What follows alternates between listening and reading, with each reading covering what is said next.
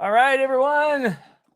Welcome to the DM and Friends Saturday Hangout. I know I was going to wait for Tenkar to finish. That was kind of the plan, but I think he's going a little long tonight because he started drinking. So, anyways,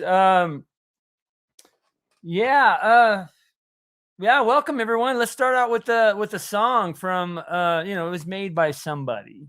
I don't want to say who it was, but I'm obligated to do this song, and it's really grown on me. I love it. So here we go. DM Angelo, he's the king of the game. Yeah.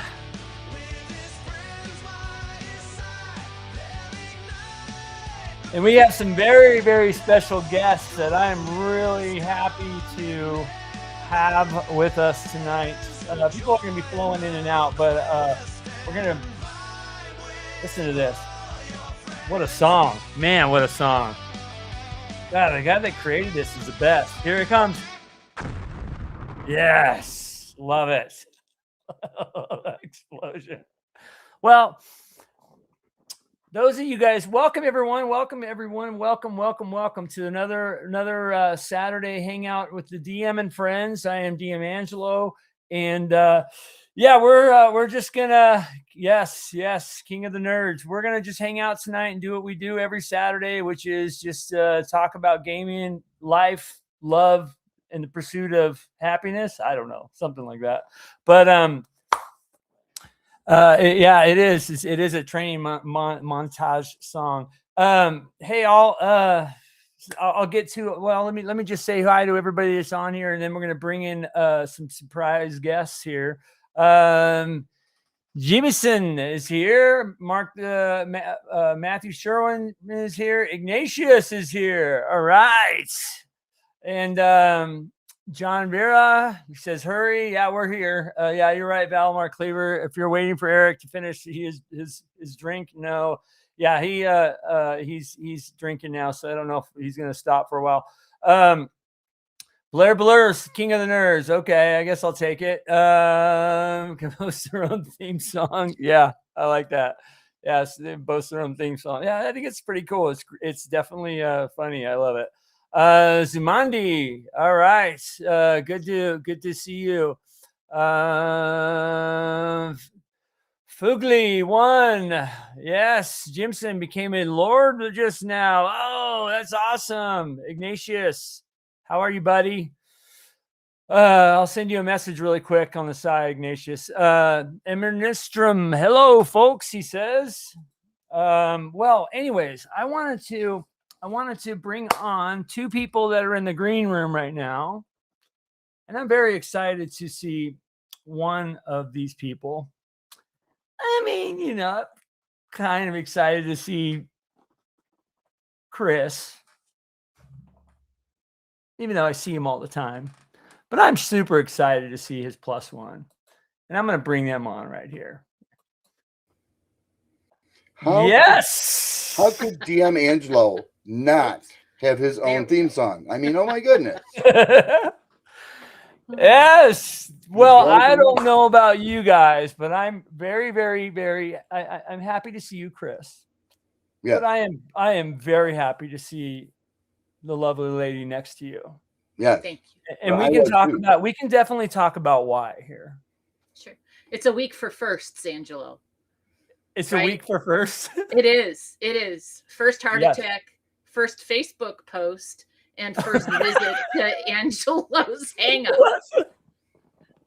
Let me go to the comments here really quick, and we'll give some backstory to this because this is a serious thing, and I'm very happy to see you here.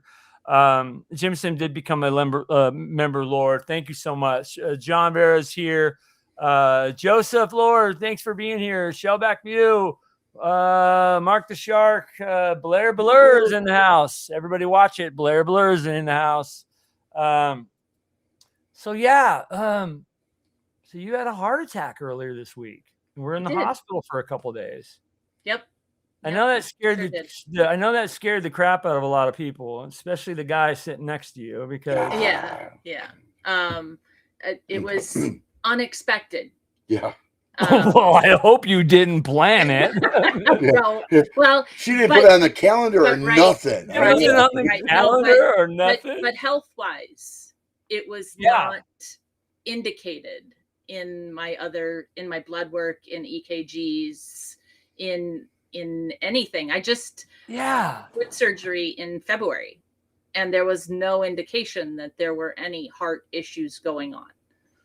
So you know, and I talk to Chris a lot, and he tells you guys, you know, a lot of stuff you guys eat, and like, you know,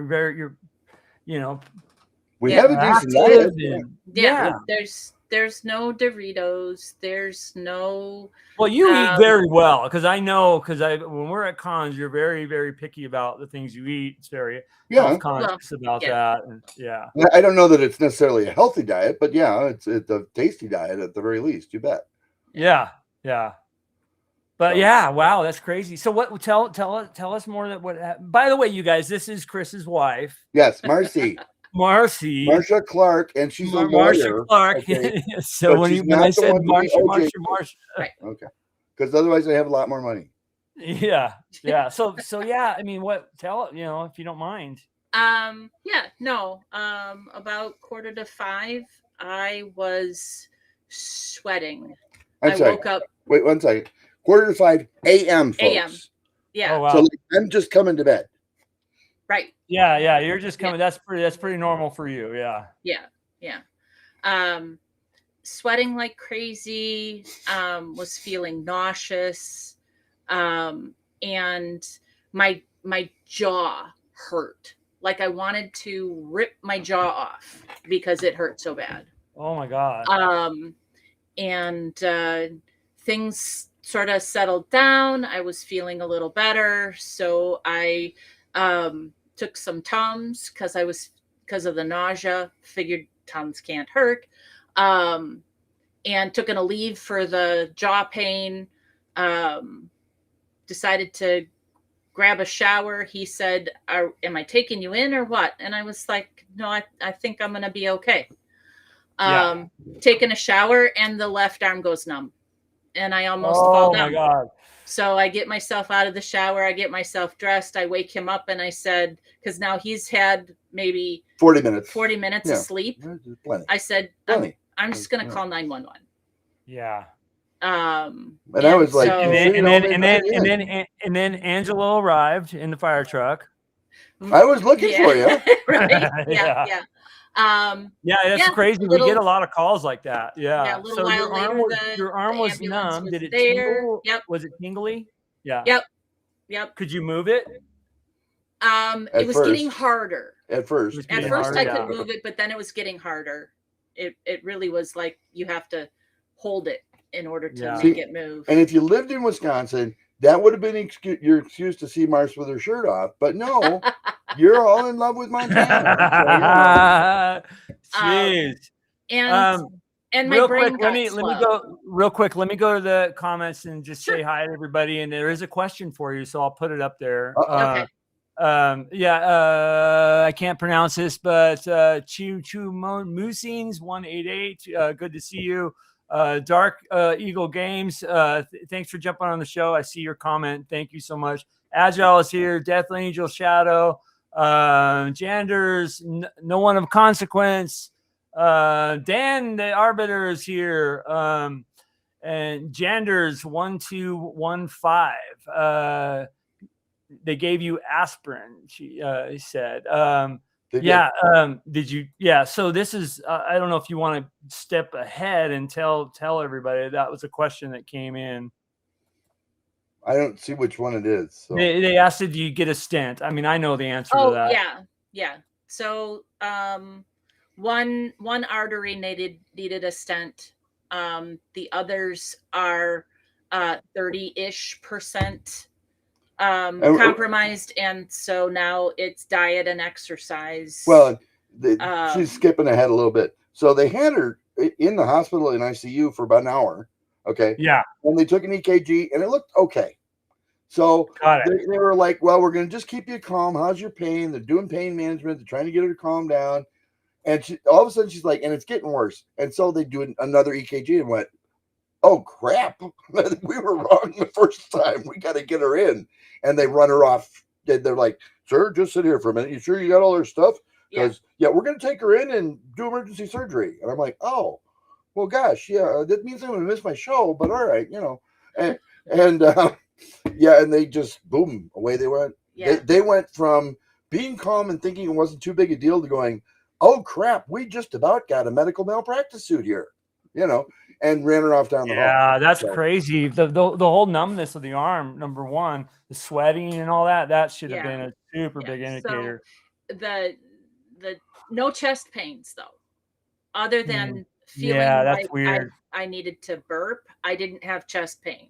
So I learned after that women's symptoms of heart attack can be very different than men's. Men, that's I've heard the lack too. of the chest pain, but the jaw pain apparently is common in women. So if you feel like numbness on your left and your jaw hurts like you want to rip it off, Honey, this is a gamer show. We don't refer to them as women; they're chicks. Okay. That's right. That's right. Right. Couple questions here. Let me see. Yes, this was at the hospital. So somebody, Janders asked, did they start you on flat? I don't know if you guys can see this on the screen. On Plavix, I have blood thinners, but not Plavix. Yeah. And I also have now the cholesterol medicine, which I was never on before. Yeah. So no, typically my prior to this was I am not particularly a graceful person, and so I have had more than a dozen sprained ankles. I've you've had a couple since I've known Chris. Yeah. So she has a dex of 3. She's got a 3 dex. So what's her armor class? This is whole new realm for me. What? So if she has a dex of 3, what's her armor class since she's wearing no armor? 21. 21, whatever. She attracts things that aren't actually aimed at her, like that. Yeah. So you get out of the hospital. You were there a couple days. They were monitoring you and all that. So you got 2 stents in or one? One. Just one. One stent, and then that's fun. That's interesting. My stepdad, who he's called my dad, he's got a couple stents in too, and he's had them for years, like 15, 20 years. Jim I think he went in back like last year to get something adjusted or something like that. Monitoring for 6 months now for rejection. Yeah. Okay. So that's what I was going to ask. Yeah. So they're going to do like a monthly checkups or bi-weekly or something. Yep. And like I start the cardio rehab next Friday. And I guess that can last for 3 to 4 months of regular appointments at cardio rehab. And that was the thing. Well, her EKG looks fine. And she was white as a sheet. And I'm like, no, this ain't right. Yeah. Yeah. Yeah. So they the doctor did not dismiss us saying, your EKG looks normal. Only, and he said, when the pain comes back, we have to get another EKG. Yeah. And so they sent me for chest x-rays, got back from the chest x-rays, and I told the nurse, it's amping. It's getting more painful. And it went from like a 2 to a 10 in what felt like 10 seconds. Well, you were terrified too. I was, because I had lost all vision. Oh. There was a white screen in front of my face. I could not see anything. All it was the white screen. Usually I can give her an adventure idea and she can actually envision it being in print. But this time, no, nothing. Nothing. It was just all white. Yeah. No vision. You know? Wow. Yeah. So Well, you yeah, know, we're laughing and chuckling and making jokes right now, but man, what a scary moment. And yeah, man, I know that's when Chris. Well, I was Yep. worried, Yeah. and Yeah. dude, I break bones, and it's like, we'll go in Monday. You know, I'll be fine till then. And so I knew this was pretty serious stuff. Yes. Yeah. Chandler said they should have done a 15 lead ECG. I'm sure they did, right? When they got to the house, right? They put you on a 15 they lead. put a 5 on you, didn't they? Oh. Just 5 spots for the EKG? Oh, I don't. You don't remember? I don't remember. Yeah, I think they only did a 5. No, the ambulance, they had me monitored and they were sending it to Yeah. the hospital. They did the aspirin and the nitro. Yeah. And the nitro helped a little bit. The nitro did help a bit. Yeah. So Yeah. and then got me into the ER, got me settled, and they were making basically slow plans because it didn't seem to be emergency right away. But then it escalated rather rapidly. Yeah. And I want to say they had the surgical area prepped in less than 5 minutes. Yeah. When I had the second episode while there. So yeah. Well, you now you have an excuse to take it easy. So Chris, actually, they don't really want you to take it entirely easy.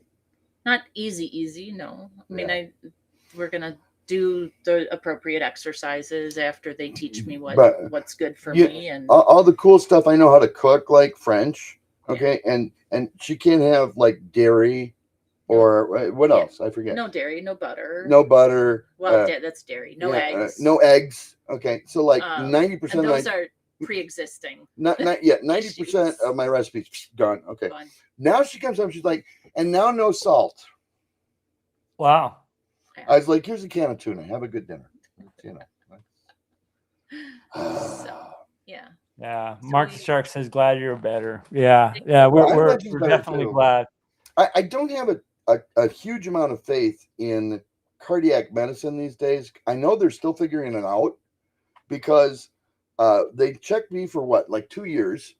Certain I had some form of cardiac problem. Yeah. Had me wear the box for 10 days that gives them the constant flowing EKG, whatever. Yeah, the readouts. Mm-hmm. I came back to having taken the box off, and they said, you had 2,700 tachycardia incidents. You should be dead. And I was like, no, I felt fine. No chest pains the whole time. No nothing. Well, it says here, okay, all it is I have a different heartbeat than normal people. And their computer doesn't know how to read it. Well, I'm sorry. Put a person reading it, not a computer, and maybe you'll figure some crap out, you know. I'm fine. Don't worry. There's nothing wrong with me. It's just a senior cardiologist looked at it and went, stupid computer. Yeah, no, you're fine. You just have a different heartbeat than normal people. Shellback says that he's been in the ER for chest pains twice, once in 2016 and 24. I think it was both times you got an EKG and an MRI. My heart rate was 30. Your heart rate was 30. Oh my God. But they couldn't find anything. That's do you have because my heart rate was 53 or something. My resting heart rate was only 53. That can't be normal. Oh my God. And I said, I don't know. I think, isn't that what like the, bicycle athletes and stuff try and achieve? And well, but they're athletes. Oh, thanks. Really? Yeah. Okay. Appreciate that. Yeah. I get this in the 70s now. Yeah. Well, whew. Well, and I told her, I'm sorry, honey, but no sex for a while. It was pretty heartbroken, but you'll get over it. It's all right. No. Yeah. Well, yeah. So I don't have a heart, Angelo. Yeah. Oh, sorry. Well, and Chris, I guess I want because we'll talk a little bit about this too. The decision too for you guys to in a couple weeks, we have North Texas. You're I don't know if that's decision not to. I mean, it's the best decision to that car ride alone would be it's great. a little bit grueling. So yeah, I mean, tell everybody what you guys do for North Texas every year. Oh, I'm sorry. We have a miniature school bus. When I say miniature, I mean like the short bus that they use for challenged individuals, we'll say. All right. And I like it because it's got a lift on it, which we could use for unloading. But we drive that all the way from Milwaukee to Dallas, Texas in 2 days. 2-day drive, right? You guys get it in 2 days? Yeah. And I don't actually drive. She does. Yeah. I put in van seats that fully recline. That would be too much. That would be too much. Yeah. Yeah. Hey, Agile does say that, I thought Chris had a heart of an ogre. That's why I can't tell with him. I'm not sure there actually is one in there. I've heard it. I have this 9 volt in my pocket, and I just hit it every once in a while, and it puts out a fake EKG. Yeah. But Agile says, Chris, in all seriousness, thoughts and prayers for your lovely bride's speedy recovery and well-being. Yeah, thank you, Agile. She's doing really well, Agile. Fear not. Yeah. I haven't seen her look white in 3 days, and yeah, that's good. It's a good thing. Yeah. So Chandler says, who's going to EggCon? I'll be there, and we'll be there. And Chris and his lovely bride, as it was put a second ago, will be there too. So and bear in mind, of course, EggCon is 50 minutes up the road versus Dallas, which is 900 and some odd 19 hours up the road. Yeah. Okay. 20. Yeah, you guys make it there in 2 days, I think, right? You stop twice. It's typically about 22 hours of driving, 24 hours of driving in the bus. In part because acceleration on the bus, you just don't get there real fast. Yeah. It can do 70, but it takes a long time to get there. So it takes a while. It's not terrible. Yeah. No, but it is not as fast as the minivan. I did tweak it to almost 11 miles a gallon, though. We're just shy of getting 11 miles. If you have a picture of the bus, Chris, send it to me and we'll throw it up here. Of course I have a picture of the bus. Remember doing the Smoky Burnout? Yeah. Yeah. If any of you guys ever in North Texas or well, I guess EggCon, you bring it there too, right? So yes, we do. This is he'll send me a picture. I'll put it up on the bus that he brings out there. It's really kind of cool. It's I don't know, what is it? The Love Bus, the Mystery Machine, the Inner City. It's just a big old gray bus. I like to think of it as the Conmobile, but that's because I'm the one who had to work on it all. So Blair did say on here, and I see a couple questions here, guys. I'll get to them. Blair did say, Chris, what is your game at EggCon? She posted earlier that she got a badge for EggCon and wanted to sign up for one of your games. My game? No, my games. I don't ever just run one thing. So a D&D game, I think, is what she was. Oh, so she doesn't want to play ICR with us? I mean, yeah, I don't know, Blair. You gotta, I think for this was it ICR or D&D? For this channel, we should probably discuss, the D&D game, but yeah. No. I think if I didn't remember correctly, it was Inner City. Yeah, she says Inner City. Yep. Okay. Well, that one's called The Ranch. The Ranch. Okay. And I'll give everyone here a quick preview. The God Poppy, because it's not a terribly serious role-playing game. The God Poppy brings you in. He says, I got somebody running a bordello out there, and they're not paying me my share. Okay, they're not paying their fire insurance, but I can't find these guys. So if you could locate them and convince them that they ought to update their fire insurance, maybe by causing a fire. I don't know. That's up to you. I don't want to have to tell you how to do your job. Yeah, but it would be worth a significant amount of money to me. So you're trying to find a bordello called The Ranch.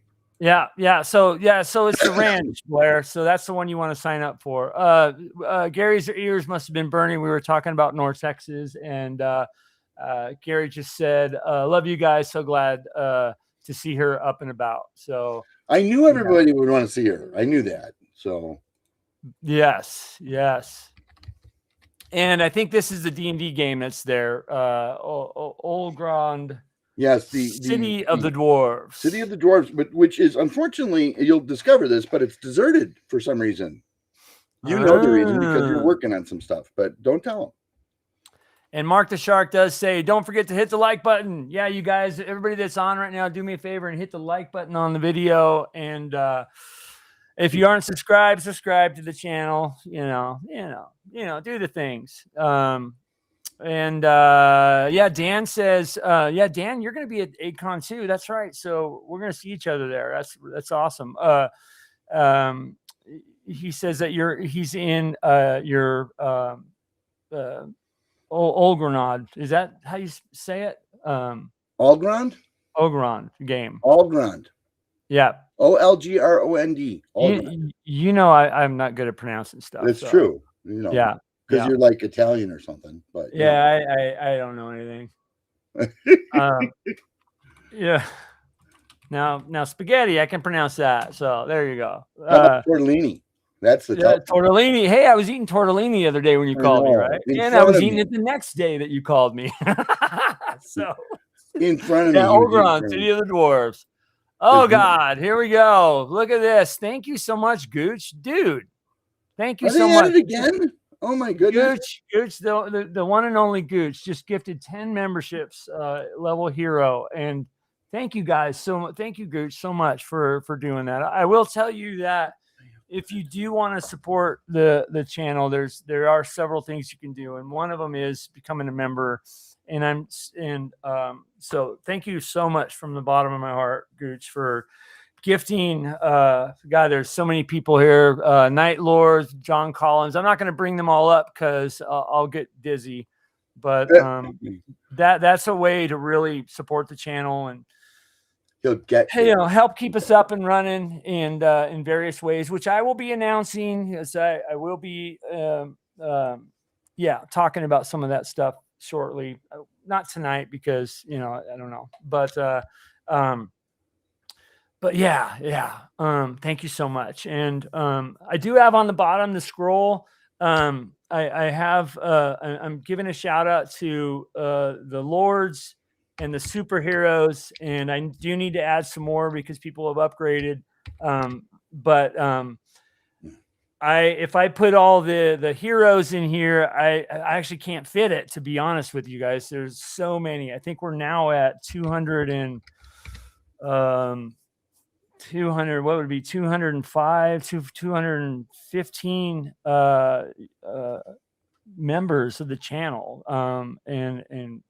and that's so crazy, you guys. So thank you so much. And yeah, I can't fit it on the scroll, so I had to just select the heroes and the superheroes and the lords. So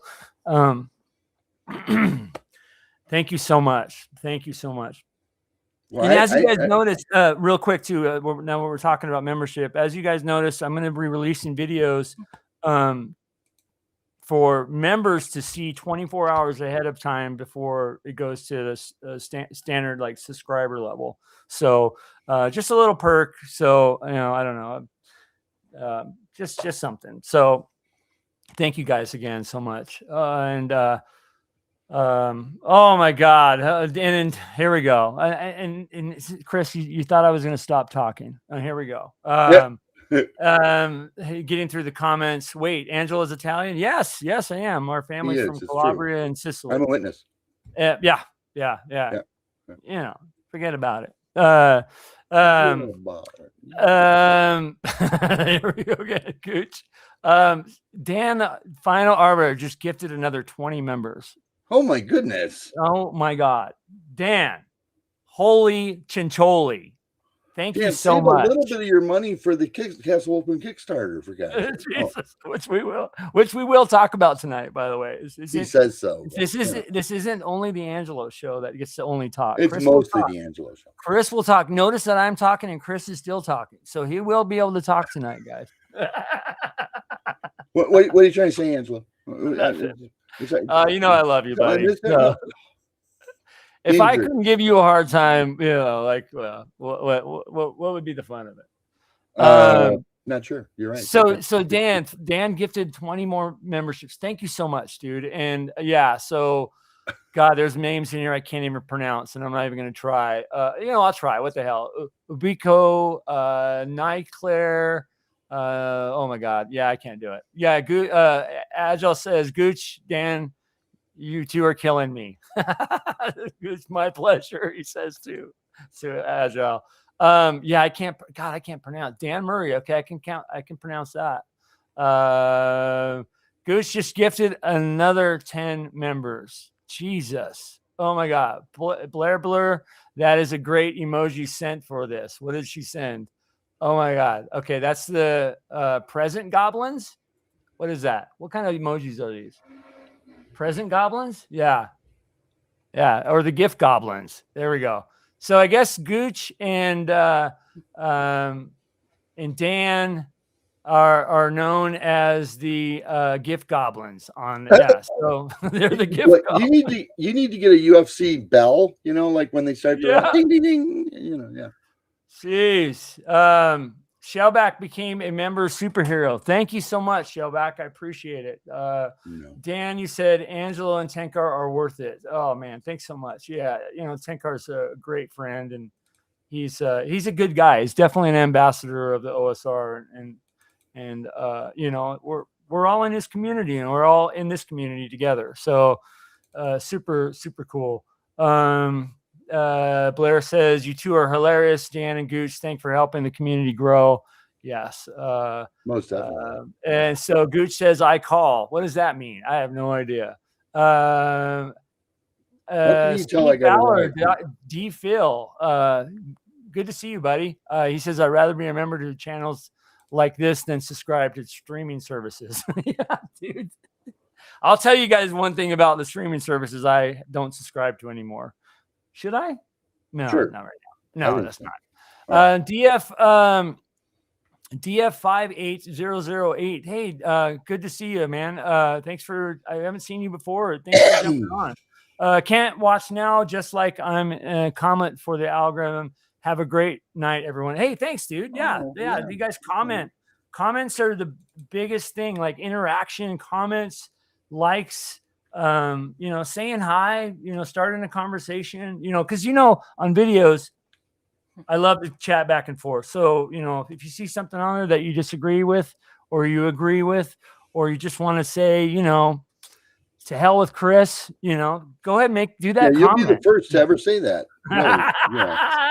So, anyways, get in line. So, anyways, Death Angel Shadow became a member, level hero. Thank you so much, dude. Appreciate it. I'll take Gift Goblin. Yeah, Gift Goblin's a good one. I love it. Gift Goblin. Yeah, we'll coin that phrase, Gift Goblin, guys. Did you? Sorry, I went on a rant. Man, I can't even talk now. Do that wow, thank you guys so much. So much. I don't even know what the count is. I'll look later. When Marshall's getting ready to turn into a pumpkin. Oh no, that's not true. Why don't you? It's minutes from my normal bedtime. So are you keeping the same schedule with bed? I am. Well, I'm going to bed at the same time. I am definitely not getting up at 5 o'clock in the morning. So, no, I'm getting way more sleep right now. Yeah. Well, and I just want you to get good sleep, not way more. I'm not sure what way more is. Yeah. Well, look, thanks for checking in, because I know that a lot of us found out about this and we're very shocked and very we all love Chris to death, and but they like you a lot more. You are a part of us. So I just wanted to say we love you. Take care of yourself, and I definitely will look forward to giving you a hug next time I see you. I'll try and be out having a cigarette. Thanks, I'll make sure Chris is not around when I do it. There you go. All right. He'll be all jelly. That's okay. I am not finding my. All right, love you. You take care. Okay. Will do. You too. Okay. Good night. Good night, darling. Yeah. Well, thanks for bringing her on. That was really cool, because I know that I am pretty cool. It's true. I know that. Well, I know that it scared a lot of people, and we knew she was fine and she's coming home, and But it's really not the kind of thing I normally set aside time on a Saturday for. So yeah, it's What the hell? Oh, look at Mark the Shark says Chris is a treasure. Let's bury Only him. you knew, Mark. If only you knew. I Let's think bury now him. That's actually what he means. you're getting you're gonna find out more and more on Wednesday nights. Dan says I'm totally pumped for my EggCon schedule. Indiana Jones with Harold Johnson, dude. He's running in. Is there any more spots left? Yeah, and you're also in my Temple of Gruumsh game, which is cool. I both my games sold out, when they opened up the floodgates. So that was really cool. And you're in Alan Hammock's Ghost Tower. That's cool, dude. Okay. And 2 Fight On games with Ig. Yeah. And that's right. You told me Bill Sylvie games and Chris's Old Grenade. Yes, dude, that's a great schedule. I don't even know how you're going to be able to do that. That's nuts. Well, that's like 1, 2, 3, 4, 5, 6, 7 games. Dan, holy crap! I thought we were going to hang out. Well, I guess you will. That's like what I'm running.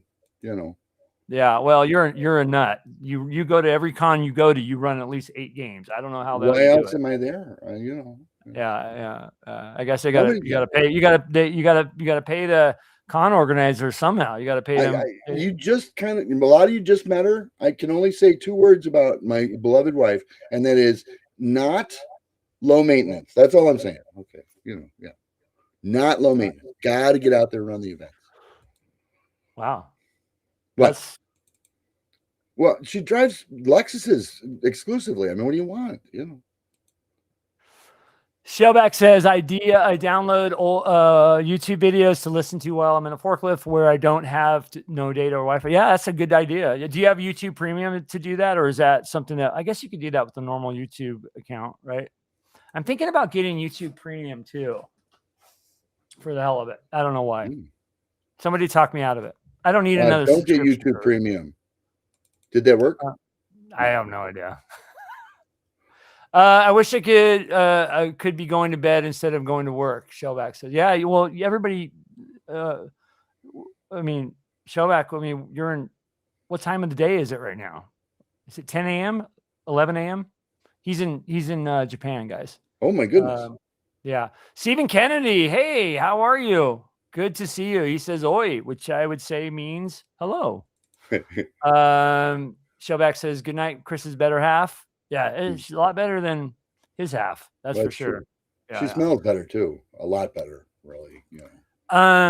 So Dan says, I want to start running games at cons, but I don't think that I'm that great at running games. And 2, I like learning how other GMs run things. Dude, I love doing that too. I love going to cons, and I did that for many, many years. Went to cons just to see how some of the greats ran their games. Like some of the tables I sat at early on were Chris's at Gary Con. I sat at Tim's, Frank's, Mornard's, Winters, a lot of the greats. I watched how they played and how they handled the tables, and so yeah, I love doing that too, Dan. That's really cool. I mean, there's no rush into running con games. Go and have fun. You know what I mean? I want to mention too, there's a guy out, he's got a complete web series that if you watch the whole thing, he really does have some good pointers on how to be a GM if you wanted to do that, like before diving into the deep end, Yeah. Angelo something, I don't know. Yeah. Dan, I actually doing a DM masterclass series right now. My last video that dropped today talks about how to create NPCs. I'm a low prep DM. And by the way, I do see that Greg just joined us. I'm going to bring him on. I'm a low prep DM. So this is what you need to run an awesome game. You know what I mean? Sure, you can run maybe even more awesome games by prepping for 50 hours. You know what I mean? Okay, some people are into that. But I do low prep with the bullet points I need and fill in and let my players fill in. So when you really grab that collaborative idea of I'm a participant, all these other players are able to tell a story too. Let's bring their stories into the game. Then it's a collaborative effort on what that world becomes. And I try to outline that. So check that out. Maybe that'll help. I don't know. It's It helping will. me No, it because will. I'm like, that kind of thing where you're like, hey, I'm talking, to people, I'm talking about things, but wow, I'm also hearing it too. So it kind of gets ingrained into me. And I'm like, oh yeah, you know what? I guess on my next game, since I'm talking about reaction a lot, I better start using it. You know what I mean? So anyways, so I do it as much for me as I do for you guys that are loving it. So anyways, Con the games, man. Con games, I think you want to prep a little more for than campaign games. Con games? Yeah. Con games, and I ran some crappy con games, and it's because A, I was up the whole night. B, it was one of Chris's. I was up at the bar the whole night, and literally. I'll do it. B, it was a Chris module, so I'm sorry. Yeah. So it reeked. Well, yeah. It's easier for me to run something that's my own. I'm sure everybody's like that, and that's a great thing for us to talk about. So I felt like I was making mistakes and doubting myself. You know what I mean? And then I was also tired, and I was I wasn't hungover. I mean, I could blame that. But, yeah, of course. Right. Mm-hmm. But anyways, yeah. So. And Greg's looking at me disapprovingly because I just went through this scare, and there I am with a lit cigarette. And Greg, I got to tell you, I do not want to be the second one to die. Okay, I do not want to still be around if she's not here. So I got to make sure I go first. I mean, Well, I'm just glad I'm glad she's back up on her feet and home. Congrats. Yeah. You notice I don't smoke around her. Okay, I'm being a good boy. So yeah. You don't smoke around her? Nope, not anymore. Oh, okay. Yeah. I don't want it to be my fault. Probably shouldn't. Probably shouldn't. Yeah. Has she ever smoked? Oh yeah. 25 years worth. She quit about 12 years ago. No, 32 years ago she quit. Why? Because she got pregnant with Brenda. Got it. And I was like, honey, did you read the side of the cigarette pack? It says right on there, leads to low birth weight. Is that not what you want? Yeah. Why do you want to give birth to a crotch litter? I mean, Yeah. D Hickey's got a good question. Yeah, D Hickey. Hey, by the way, good to see you, dude. Thanks for jumping on and good question. Zulamandi, God, what was I going to say? It's a lot of fun. Yes, I agree. It's a lot of fun. D Hickey, in cons, you ask, in cons, do you guys ever have assistant DMs for the tournaments?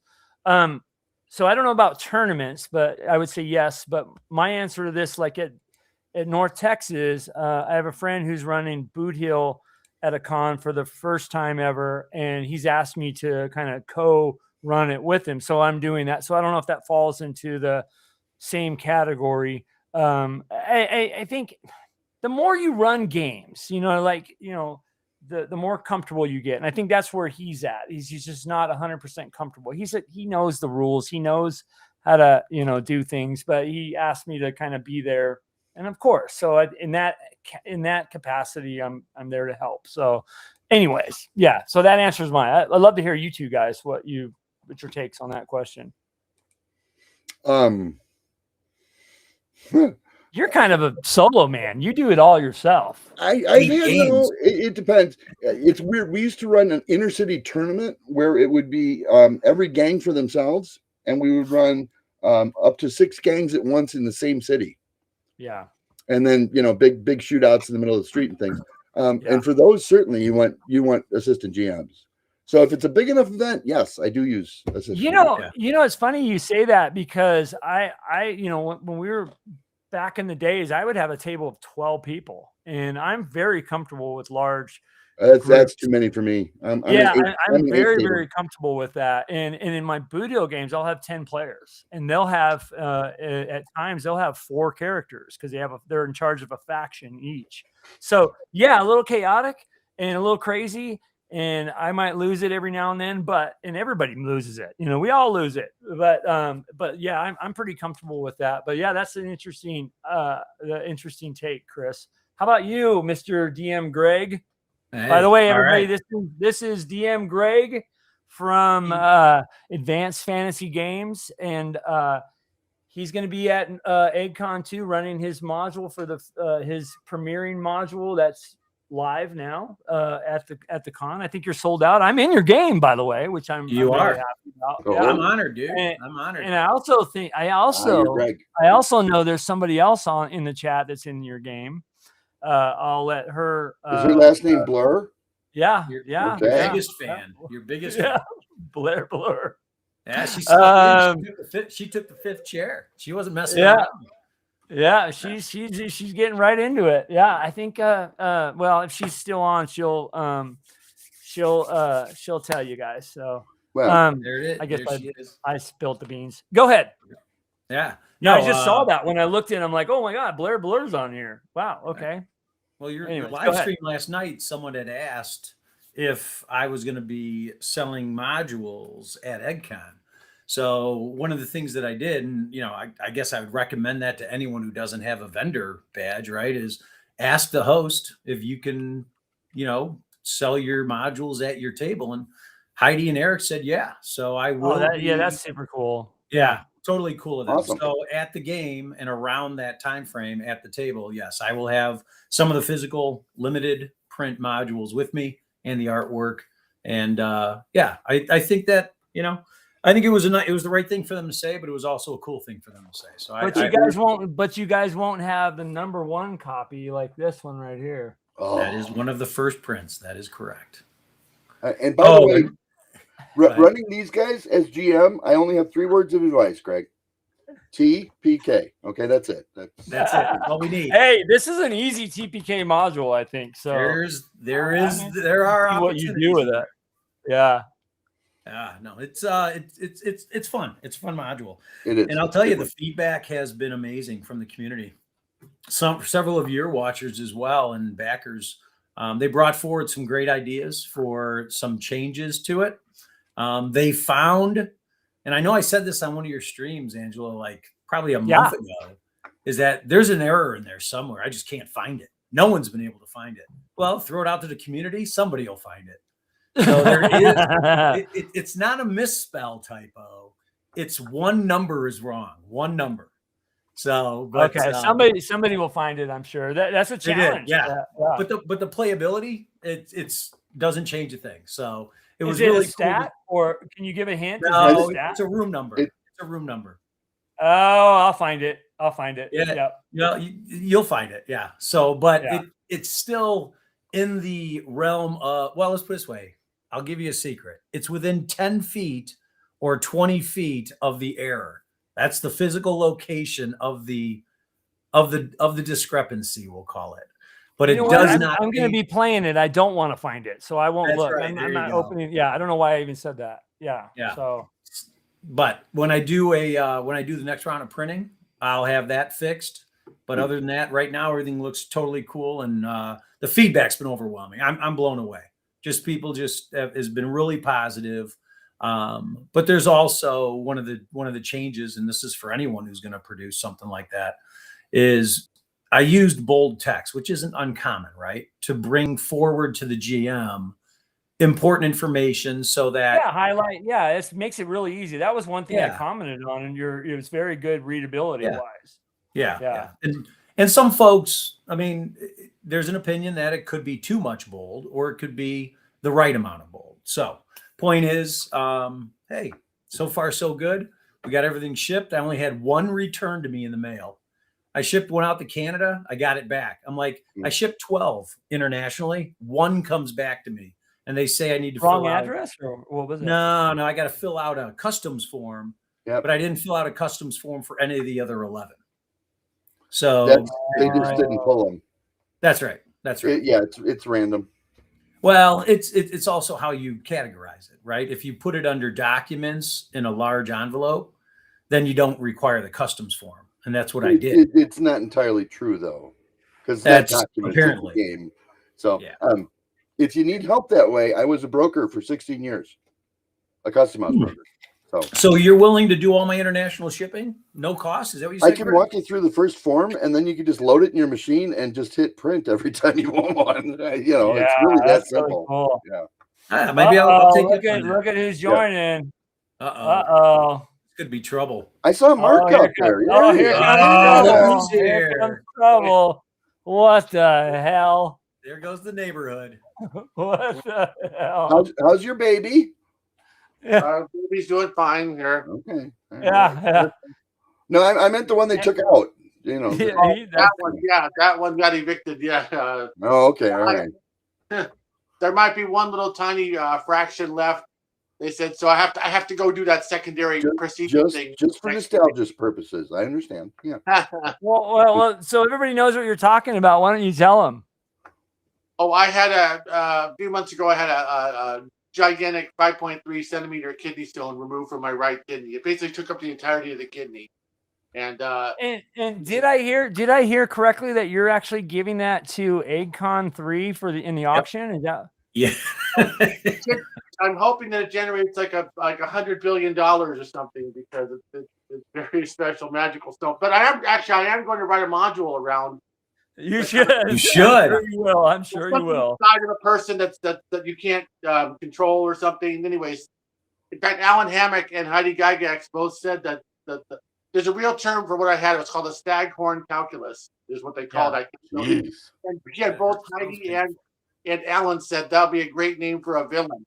So I'm going to write a module around that where it'll have that name. I mean, it's probably going to be like a Fae type module, like with Elkman and whatever, like a foresty kind of adventure. But anyways, how's everybody?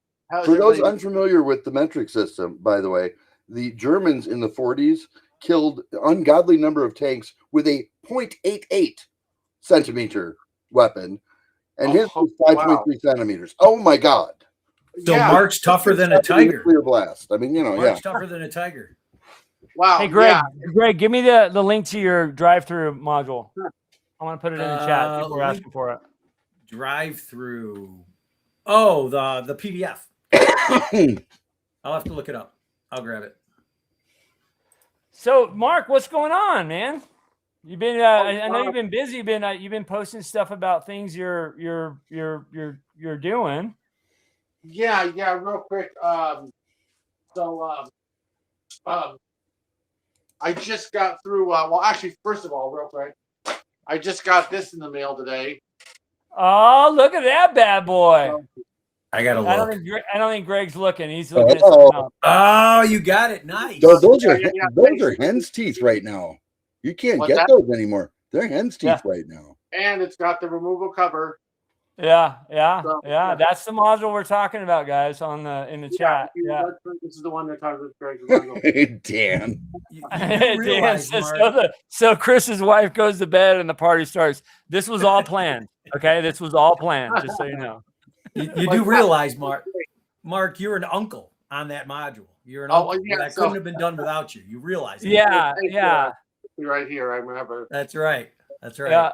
A little uncle credit. But yeah, no, you did a great job. Everything looks great. Thanks, man. I appreciate it. Couldn't have done it without you. Oh, did you use like a local printing company to do it, or did you do the online place? Oh, well, the online place. They won't do the separate covers. It's a local print. Yeah, they won't do the separate covers. I forgot about that. But you can still get the booklet done there. But yeah. So what'd you do? A local place? Local printer. Okay. Local printer. Yeah. Okay. We used the printer I chose is someone I was referred to that does all the printing for Little Wars. So he's got a long history printing out magazines and stuff for the cons. And then one of the guys that is on the board for Little Wars, he's like a member of like 5 different gaming companies, like Knights of the Dinner Table. Is that one? That's Kenzer. Okay. So he works with them as well, I believe. So what is that? The longest running gaming comic book or something like that? It originally showed up in the Dragon. So. Yeah. The originally showed up in the Dragon magazine, I believe. Yeah. Oh, right. And then it was in Shadows. And then they did actual comics, like big. Yeah, that was. I have a couple somewhere. Yeah, that's the treasuries are awesome. But yeah. Oh, I was gonna show you real quick. So I just finally got the Giants, my Land Beyond the Giants adventure finished. It's about 5 months late on Kickstarter, but it's I'm fulfilling it now. I'm getting them. They'll all be the print will be done on Monday for this one, and then everything will be shipped out in the next few weeks. But so I just finally got this one done. You can see here. Hey, see you later, Gooch. Sorry, man. See you Yeah, later, cool, Gooch. cool, Thanks man. so much again for gifting the memberships that you did. I appreciate it, man. And take care, man. Have a good night, dude. Night, Go- Gooch. Yep. Good night, Gooch. Yeah, so that's good night. Good night. So this is the first edition version, and then I also have the 5th edition version. But basically, the guts inside are the same. They both have 1E and 5E stats, but the covers are different. Whereas this has the 5th edition style cover. While I think of it too, and I'm probably preaching to the choir here with Mark. When you get your proof copy back from the printer, right? They send you one initially, right, to say check this through, make sure it's cool. Mark it, proof copy, and hang on to that sucker. Because believe me when I tell you, those are worth a fortune 20 years down the road. Oh, okay, yeah, because sometimes I've actually given out the proof. In fact, DM Angelo has the proof copy of Leather and Lace. Well, I used to give my proof copies to, yeah. Oh, and yeah, it's funny. It's funny. You know, I actually sleep with that copy too. So it's all sticky now. And oh no, not that way. So I'm gonna. That's the proof copy. Oh God. Okay. That's not just the proof copy, but that one actually is the very one of a kind, one only done where the little star thing in the corner has like yellow text or something, and in the actual one it's white. So there was only one book printed with the yellow text, and that's the one you have. But yeah, wow. But I'll make sure to keep them because a lot of times in the past I keep them, or sometimes I end up having to give them out because I run out of copies or something when I make a sale. But yeah, look at what Janders just said on there. That's right On the screen. Yeah. Nice. Look what Oh, that looks nice.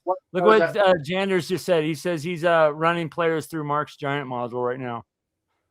Oh, okay. Is it this one or the okay? So this one, okay, rather than the Village on the Borderlands, okay, because that one has a giant thing in it too. So yeah, okay, wow, that's great. I hope. Let me know how it goes. I hope they have a good time. Genders, you mean that you're actually playing the module, not like you laid it on the floor and you're running over it. Well, I'm sure they'll do that too. The players will do that. Man. Right.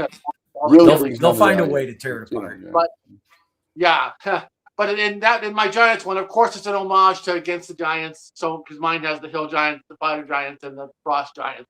The only thing is no slant to the Gygax module, of course, because of course when those are written, it was meant to be open ended. Like, oh, we don't really know what's quite going on. You know what I mean? The storyline, what the Giants really doing, right? Remember with the Fire Giants, it's kind of some nebulous thing. You know what I mean? With no particular specifically detailed boss villain. So in mine, each of the giant adventure sections have their own boss giant, and each one has its own thing going on. So for example, the hill giant guy is building like a big siege weapon. So in the steading.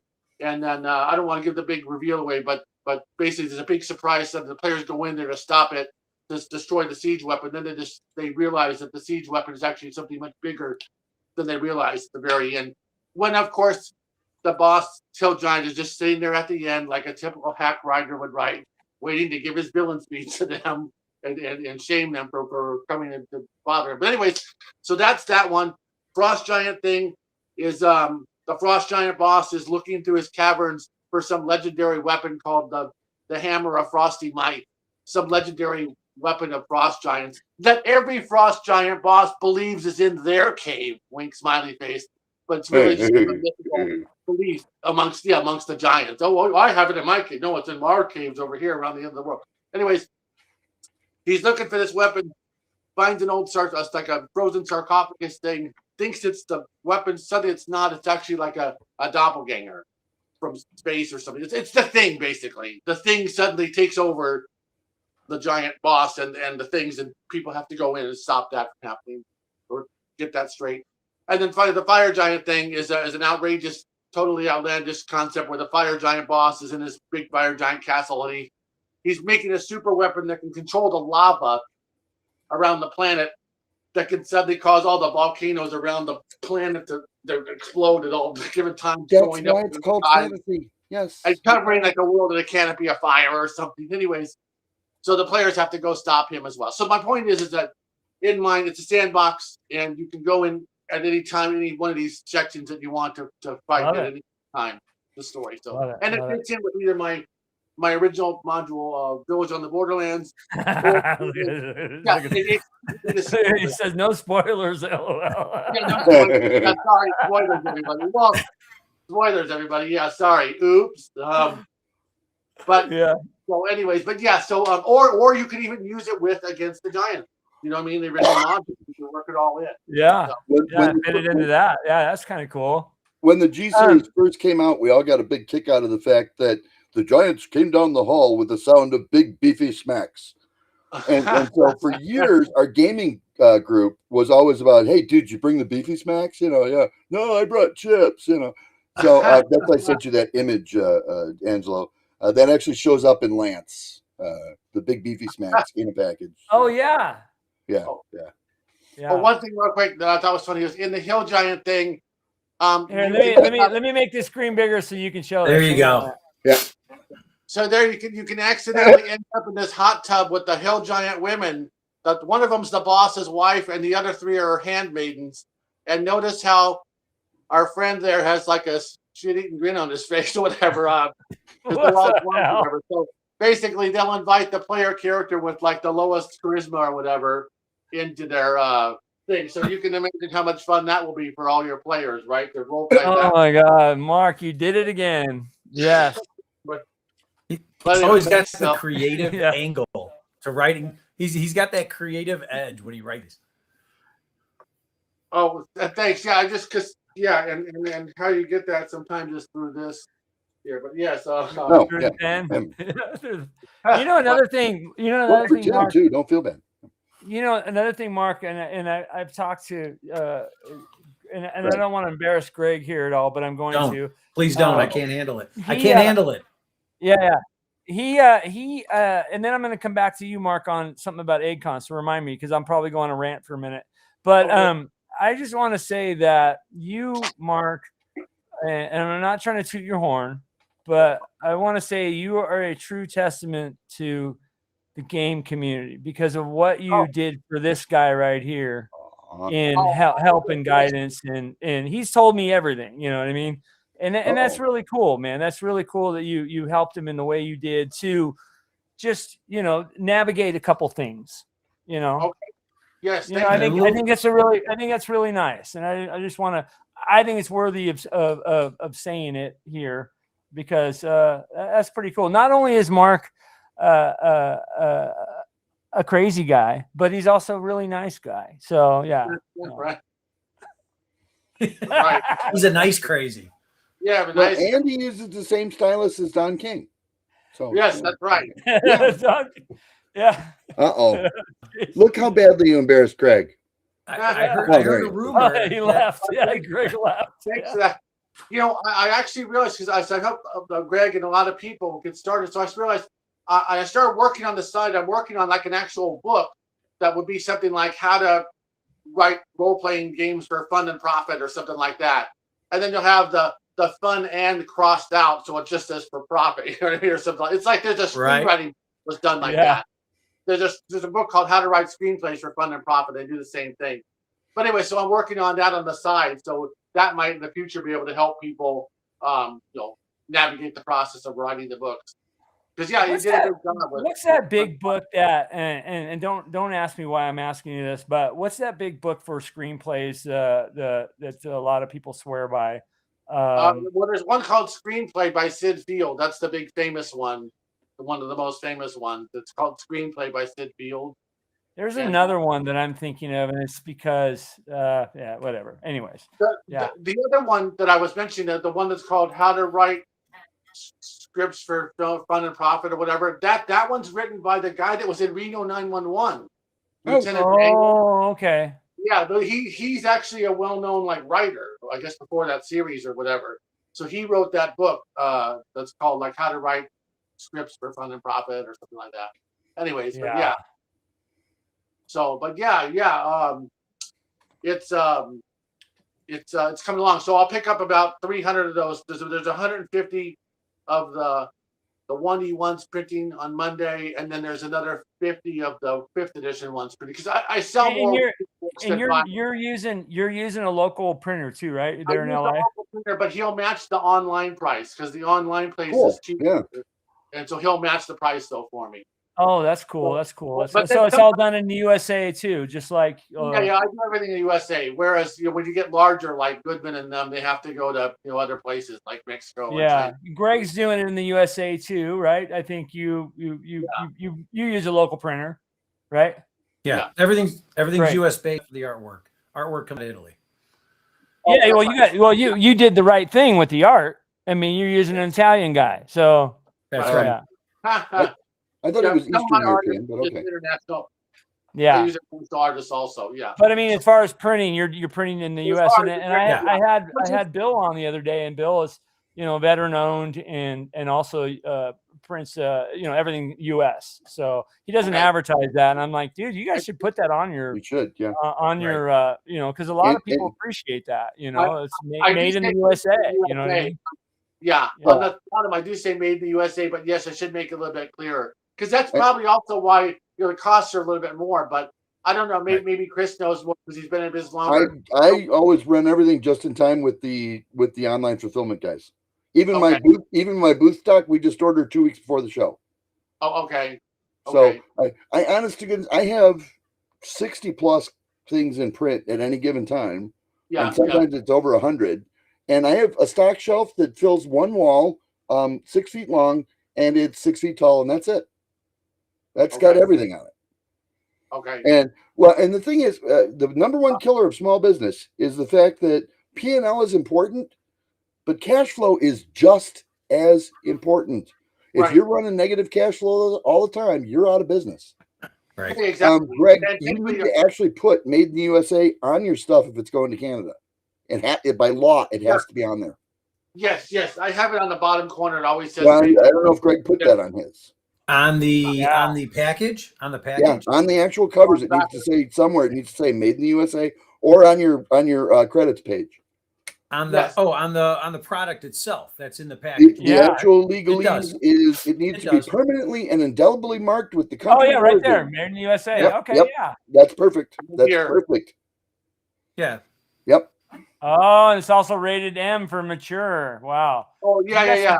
You got some dirty stuff in there? Is that what's going on with you? Well, I was trying to be super cautious, even though there's like stuff that's not that bad. You know what I mean? But because sometimes there might be mentioning like marijuana type use, but I use the word high bottom leaf instead. Mark, you would never come across me as being somebody like that would put that kind of material in your. Yeah, right. Get out of here. A sweet and innocent like this.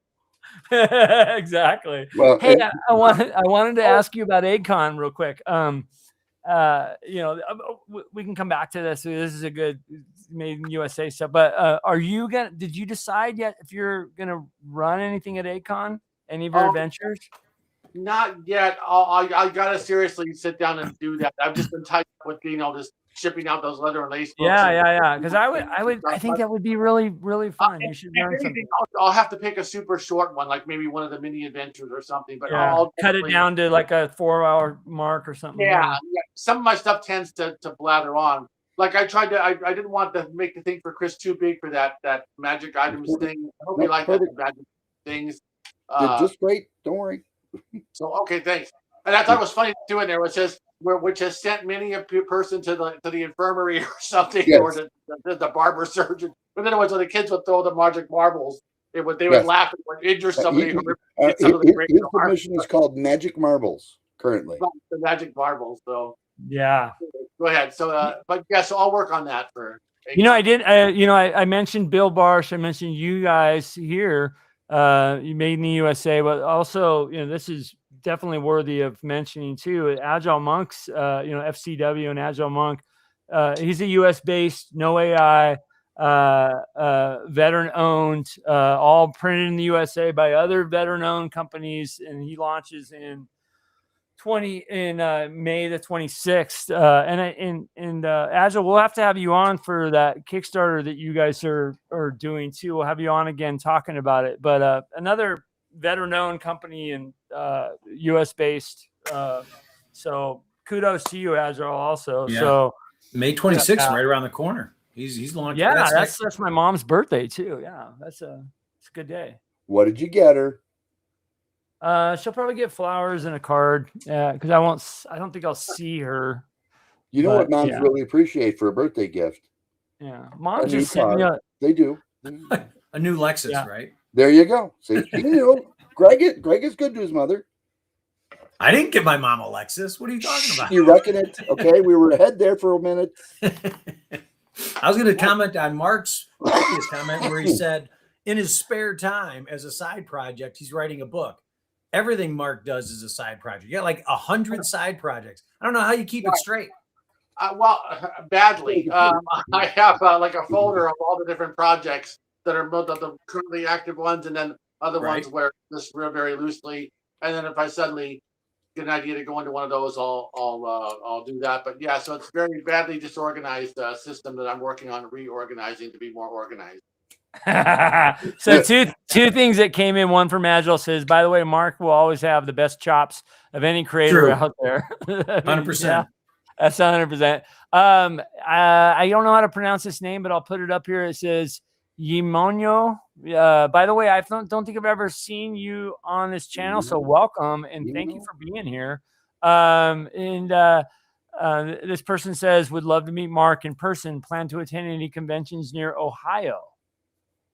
One of the big conventions, because I'm going to the EggCon in that's in Wisconsin, guys. Like, one of the big ones in Ohio. Well, Page is pretty close to Ohio. Yeah, Ohio's got Con on the Cob in October.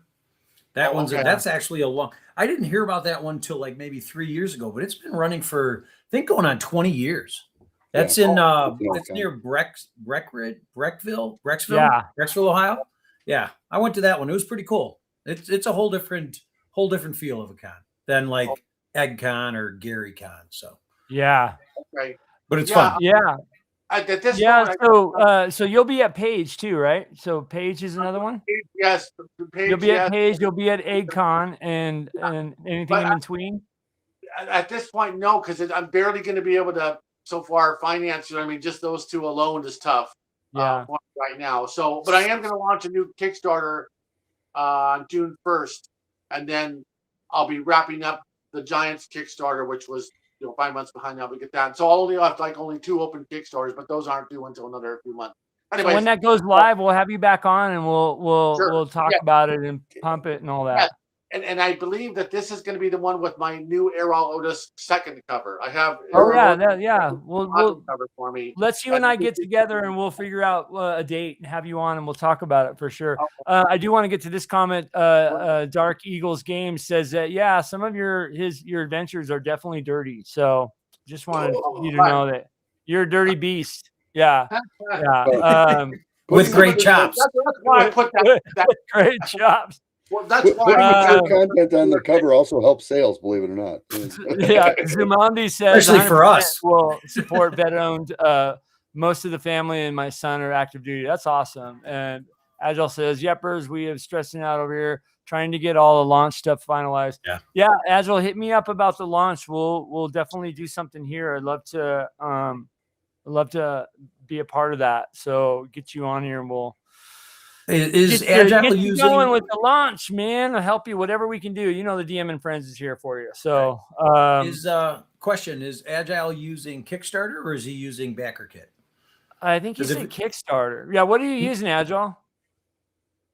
Because if he's using Kickstarter, he can send that out to a couple folks to review it and give opinions and feedback before he launches. Yep. I did that. Depends upon people's time, right, and availability, but it's not a bad option to toss it out there to a couple folks that'll give you some honest feedback and just an extra set of eyes. Yeah, that's awesome. And then Agile says that is awesome. My son and I are both veterans. They're both injured, disabled veterans too, by the way. And we have 28 other veterans in our family. Dude, that's awesome. Yeah. And I'm going to bring up your thing for EggCon in a second here, Agile. I think it's important to do that. So I'll do that in a second. Let me just read through the comments. I'll bring that up for everybody to see. Thanks, buddy. Looking forward to your launch, Agile. Agile says, cracking me up. Zulandi, Agile, that's awesome. Thank you, good sir. Sorry, guys. I'm a comment goblin. I gotta read them all. And Blair Blur says, look at this panel, wild and crazy guys. Thank you so much, Blair, for the super chat. Means so much to me that you took the chance and sent a super chat that is actually goes back to the channel. Really appreciate that. So thank you for the support. And yes, these guys are crazy. I'm not. They are. This is where we started the Friday show. We are hilarious. We are using Kickstarter. Okay, that's what I was looking for. Yeah, so Kickstarter is it. Yep. Kickstarter. Stream. Okay. Lexus. Oh my God. Okay. Plus, we're redoing our actual launch page due to the feedback we have gotten. Okay, so he's on it. Kickstarter. Yeah. All right. Let me see here. Okay, I want to bring this up since we were talking about veterans. We were talking about EggCon 3, and Agile was talking about veterans a lot, and a lot of us were. There is a thing here that I want to bring up that is done for the veterans at EggCon. Veterans Heroes Wanted. Agile Monks Veterans Helping Veterans has partnered with EggCon to provide complimentary 4-day badges to the EggCon 3 from he worked out a deal with Heidi Gygax and Eric Garland to provide veterans a free badge for this awesome con. So That's awesome. If any of you guys know of somebody, reach out to Agile. And that's his email on the bottom. That's partly covered. So I'll put it in the chat. It's agilemonk@icloud.com. So, yeah. So just that program needs a song. Yeah. I always want to bring this up because I firmly believe in it. I firmly believe in supporting our veterans. And I think this is an awesome thing for us. So, there it is, you guys. Yes, you know what? On that note, I think I'll contact Heidi too, because I'd be willing to any one of those veterans that goes in their badge thing to send them all free PDFs of everything, of all my stuff for them for free for the veterans. So I'll contact her and see if they'd be interested in something like that. Nice. Or contact agilemonk@icloud.com too. Start that combo too. Yeah. If they want to do something with that. Yeah, that's awesome, dude. Did you hear that, Agile? You guys should all interface on this. I do see the thing you just sent me, buddy. So I'm going to bring that up, and I'll put that in the chat. This is copy. Let me see if I can get this. Here's the link to the Kickstarter he's talking about. So let's put this in here. There we go. Okay, there it is, Agile. It's in there. And he says that we do this for a variety of conventions. We need our veterans, especially disabled veterans, need our support and love. And this hobby is the best way. Yep, I agree with you. That's why I mention it, try to mention it every show that we do, and fully support what you're doing, dude. So keep up the good work. Appreciate it. He does say, Mark, actually contact me, as Eric and Heidi and I are coordinating through me. They're coordinated through him. So Mark, I'll send you his email via Facebook. Okay. I'll send that to you right now. Sounds good. All right. Yeah. Okay. That's because I've always wanted to try to do something to help with the veterans with PDFs and stuff. So that'll be a good way to. Yeah. Okay. I just sent it over to you, dude. So yes, ask questions, please. Okay, here we go. Personally, I want to hear about Kickstarter, so I will ask questions. Mark, have you used the new digital delivery option? It just showed up, and I haven't tried it yet. Has anyone used it? Interesting. You mean for the in the versus using the traditional survey check thing? Yeah, no, I haven't used that new one. I'm still in the old-fashioned way of doing the delivery stuff through the old-fashioned surveys, and going through the system and downloading the common delivered file with all that stuff. Have any of you guys used it? What he's talking about? Okay. Well, I think Dark Eagle Games would love to hear about it. By the way, Roy Loveday, Good to see you. Hey. And I know Hey. that graphic too. Good to see you on here. I've never seen you before, and I want to welcome you to the DM and Friends. Thanks for stopping by, dude. Oh, this graphic. Yes, this is Joy Division. Yeah, you'll often see me with different shirts that are It's awesome. a wave pattern of some kind, but yeah. This is like album cover, Joy Division. Oh. Yeah, so yeah, any of you guys use it? Let's help out Dark Eagle again. DriveThruRPG has always had a fulfillment option under Kickstarter, and we've always used them for digital. So what happens is the day that the Kickstarter closes, they send out coupons to everybody saying, you supported this and you now have a coupon. Come and get it at DriveThru. The reason being, if I ever update the PDF, because I don't know, somebody found a typo, right? You automatically get the new one at the same time because DriveThru does that, which is why we use them. Yeah. No, we DriveThru ship out the hard copies ourselves, but yeah. DriveThru made it super simple to distribute the PDFs. All you do is just type in an email address, and they send them a free copy. Okay. Well, pretty simple. You can actually set them up to just handle it like from square one these days. Yeah, because I know. Well, my daughter takes care of that for me because I'm lazy. But that's what you need, Mark. Is you need a daughter. Right. Yeah. Fortunately, I don't have any kids that I know of. Right.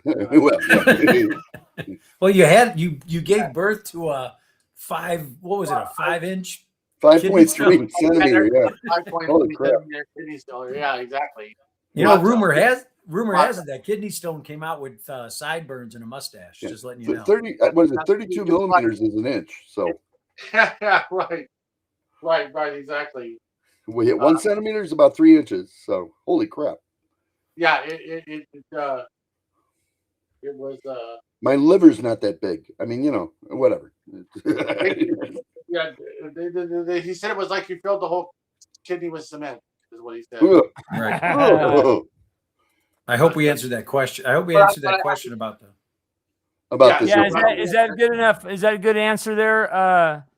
Yeah, let us know if that's that helped out. I don't know for a fact how the digital fulfillment through BackerKit and or Kickstarter works because we've always just used DriveThru. Yeah. Dark Eagle does say it is a new option to deliver PDFs through them directly. New process. Since I use DriveThru, I haven't tried it. Okay, so maybe it's something that nobody's really seen if it's new. He says Agile does say for any of you that want to help from Kickstarter, he can arrange a contact with your Asher, who is the head of games at Kickstarter. He is a great guy and friend. Yeah, email Agile at iCloud.com and he'll hook you up. He said that before on other streams. So any of you guys that need help with Kickstarter in that capacity, email him. He'll hook you up, and that's pretty cool. Dr. Flowerfield, I got to get up at 3 for work, so I got to hit the hay. Wish I didn't, because it's been fun, informative. Thanks so much for being here, dude. Appreciate it. And have a good night, Stephen Fowler. Sumandi, so awesome. There's a couple people in here that are asking about the Discord. This is the Discord for our channel. If you guys want to join it, that's the invite link, and a bunch of us hang out there and talk a bunch of crap. So that's the link for those of you guys talking about is Discord. But yeah, anyways, you're welcome to join. Yeah, I finally signed up on Kickstarter following now Agile so I can get notification. Cool. Okay. Got it. Yeah, matter of fact, Smart way to do it. need to do that too. So anyways, I can't do it from here. Okay, I'll have to do it later. Oh wow, thank you, sir. Finally, okay, yeah.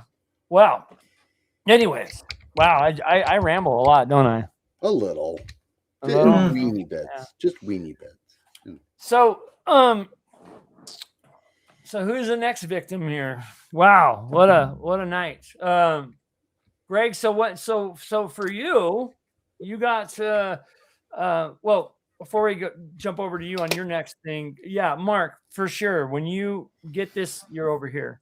when you get your stuff going on, let's pump it here, man, for sure. Yeah. Your next one is Yes. which one's the next one called?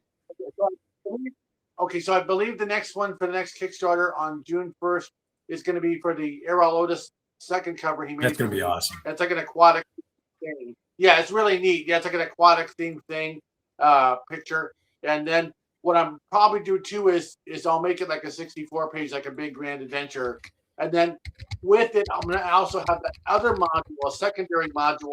So it'll be 2 modules, actually 2 separate modules, which is the other one that I'm calling Caverns of the Chaotic Ones, which is the joke about the Caverns of Chaos, why all those 4 factions of monsters are trying to work together or something, but they're fighting all the time. So I have that whole module in play also ready to go, as far as it's like 70% written and the cover's done. So anyways, so it'll be 2 modules around June 1st. Okay. Kickstarter. One of them will be your Mark, Cool, do you cool. see your third cover for me for one next year. Mark, do you see yourself Right. writing more and producing more modules towards the end of the year? Or are you going to be taking some time off? I mean, this is like you're on your 5th module, right? So far this year?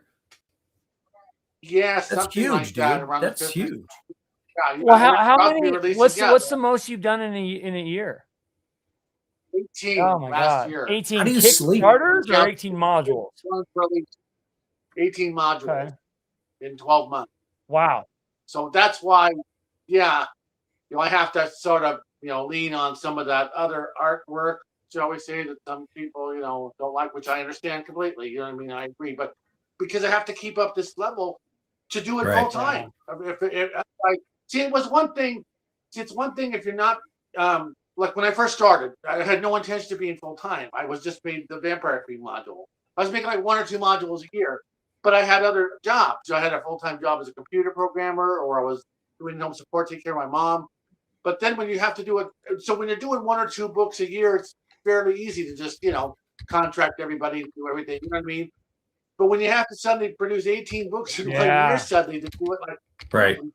you got to kind of start operating more like a regular business and kind of like lean on modern technology sometimes. Yeah, but you've also perfected some of those skills that it takes. I mean, I could like we've already mentioned, you helped me so much launch my first, and taking it slow and watching every step along the way and really absorbing what it took to actually do each step in sequence and to, I guess, do it right.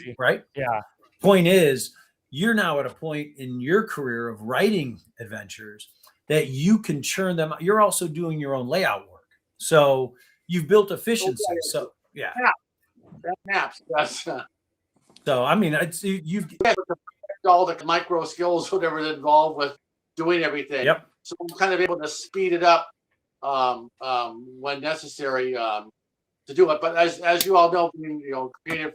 If you start working on something, then you improve it. You know what I mean? And then over time, you improve it a little bit more, all the way even up to the very end. But yeah. But definitely to do it full time. So for those of you out there that want to do this like full time, you kind of have to keep up with the kind of start schedule slow. like doing. Otherwise, and Mark, you never commit the cardinal sin of writing directly into InDesign, right? You know what? I'm getting there. I was very close. I was very close. And I thought about you because you had mentioned that before. Yeah, I do it all the time. Yeah. It suddenly occurs to you that it would read better a different way, and you change it right there in InDesign. And then there's no spell check, and there's no, Right. Yeah. But otherwise, thanks for that, DM Angelo and everything. Yes. I guess maybe I don't know if I make it look easier or something, but just over time, Chris could probably attest to this. I mean, it becomes my like busy years. I do 5 in a year, not 18. Oh, well, because you're more well known. You know what I mean? Say for me, it's sometimes just to break 10,000, and that's for 2 modules on Kickstarter. One module used to make like 16 when I did in 2018. But before we leave the topic of making it in America, by the way, guys our size, by the time you go overseas and you pay for a guy with a steamship and a guy with a container and a guy with a railroad and customs duties, and it's more expensive to not just do it locally. It might not seem like that when you're looking at the quotes, But believe me when I tell you, it's actually just cheaper to go up the street and give the local guy your business. Right. Yeah. And Plus, easier. frankly- And well, easier. yeah. Plus, frankly, you don't have a 3,000-mile long remote control to try and Right. get things fixed if they're not going right. Right, exactly. Yeah. Well, here's a good question for you then, Chris. So a company like Goodman Games, like when they make a new module and say, here it is, everybody, what do they print? Like 10,000 of them or something? Or how many do you think they're printing? Even Goodman doesn't really sell 10,000 of them, so I wouldn't, but they probably do. And then they sell them over a period of 2 to 3 years. And selling it over a period of 2 to 3 years, imagine that you get a really great deal, and so you invest $30,000 to print 10,000 modules. That means about 10,000 of those dollars aren't working for you for 2 years.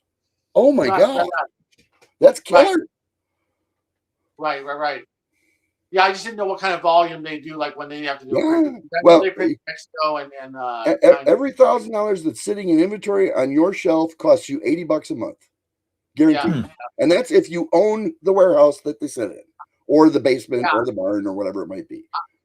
I'm speculating that at some point, assuming I don't keel over tomorrow or something, but when I get to be too old to physically handle the inventory anymore, I would probably just try to set up some print-on-demand system or something. I guess drive-through, yeah, trust me. Like a drive-through type. But of you thing. can't do the separate covers. But do you have to have the plain cover on the inside for drive-through all the time? They won't do a separate cover for you. They just won't. Right. Okay, but okay, so you can't have them do it. That's the answer. you have to have a blank inside cover on drive-through. That's fine. I'd have to create a separate file then for them. Right. And then somehow add a few more. But how do you put it in the app then? You know what I mean? Mark, when you submit to drive-through, they want a cover file and an interior file. It is 2 separate files. Oh, okay. And they're on different templates. Oh, okay. But you still have to have the blank inside. Yeah. Okay. All right. What about Amazon? Do they have that same weird There's rule? Amazon, there's Lulu. The only thing I'll say about, and I like drive-through. Why do I like drive-through? You know what? I never get a poorly done copy from drive-through. I just never do. Right. You go with Lulu, and it's like, guys, why is it white across the bottom quarter of my cover? Oh, well, that one must have slipped in the print process. Well, you don't QC anything, you know. Right. Amazon is just as bad. All right. People have different experiences working with them. I really like drive-through in terms of the fact that they keep control of their quality. They do. Okay. So I guess what I could do then is, because on most of my books, the inside cover is like the blue map. So what I'd have to do for drive-through then is create a new book that has the inside just white, and then take the blue maps, would put them into a PDF file that's included in the download. I would start by calling somebody at drive-through and saying, "You don't know me, but I'm Mark, and everybody else knows me. So don't say it like that. How about we come up with a new method of doing business?" I would. My mother was a very wise woman. She told me once, she said, "You know what? Those what don't asks don't gets." And it never hurts to ask. True. That is true. That is true. That's kind of my motto too. Mark, they actually on drive-through, Mark, better they to have ask. the parameters. They have a 1-page parameter for if you want to do PDF or if you want to do POD.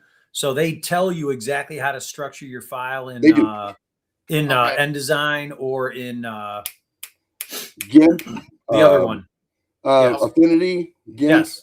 So they give you the parameters so you can get those from them, or you can find them on their list of 10,000 questions. They'll even tell you what the exact spine size is. Oh, okay. Which is cool, based on your page count. Okay. Yeah. But you can just shoot them a note. They'll help you. They've been very helpful. Okay. And I actually like, wait 1 second here. I know I got one up here. Is that one of Angelo's? Real quick, I want to give a shout out to Chris Carlton Webb for real quick. I want to give a shout out to Chris Carlton Webb for jumping on. Good to see you, buddy. Yeah, thanks for jumping on, man. What was that? Let me see what you got there, Chris. Hardcovers from drive-through. Oh, is that my copy you got there? Probably. No, actually, wait a minute. That's my copy, right? Are you Angelo Smith? Oh, I'm sorry. Oh, so close. Close enough. I think it's when you we were spelling my name wrong. That's what it was. Remember those days? Possibly on purpose, yeah. Yeah. Oh, no. Hey, I want to really give a quick. There's some good questions in here, and they're really regarding what we're talking about. So I don't want to skip over them. Mark, you have an interesting Kickstarter strategy and have had some impressive results.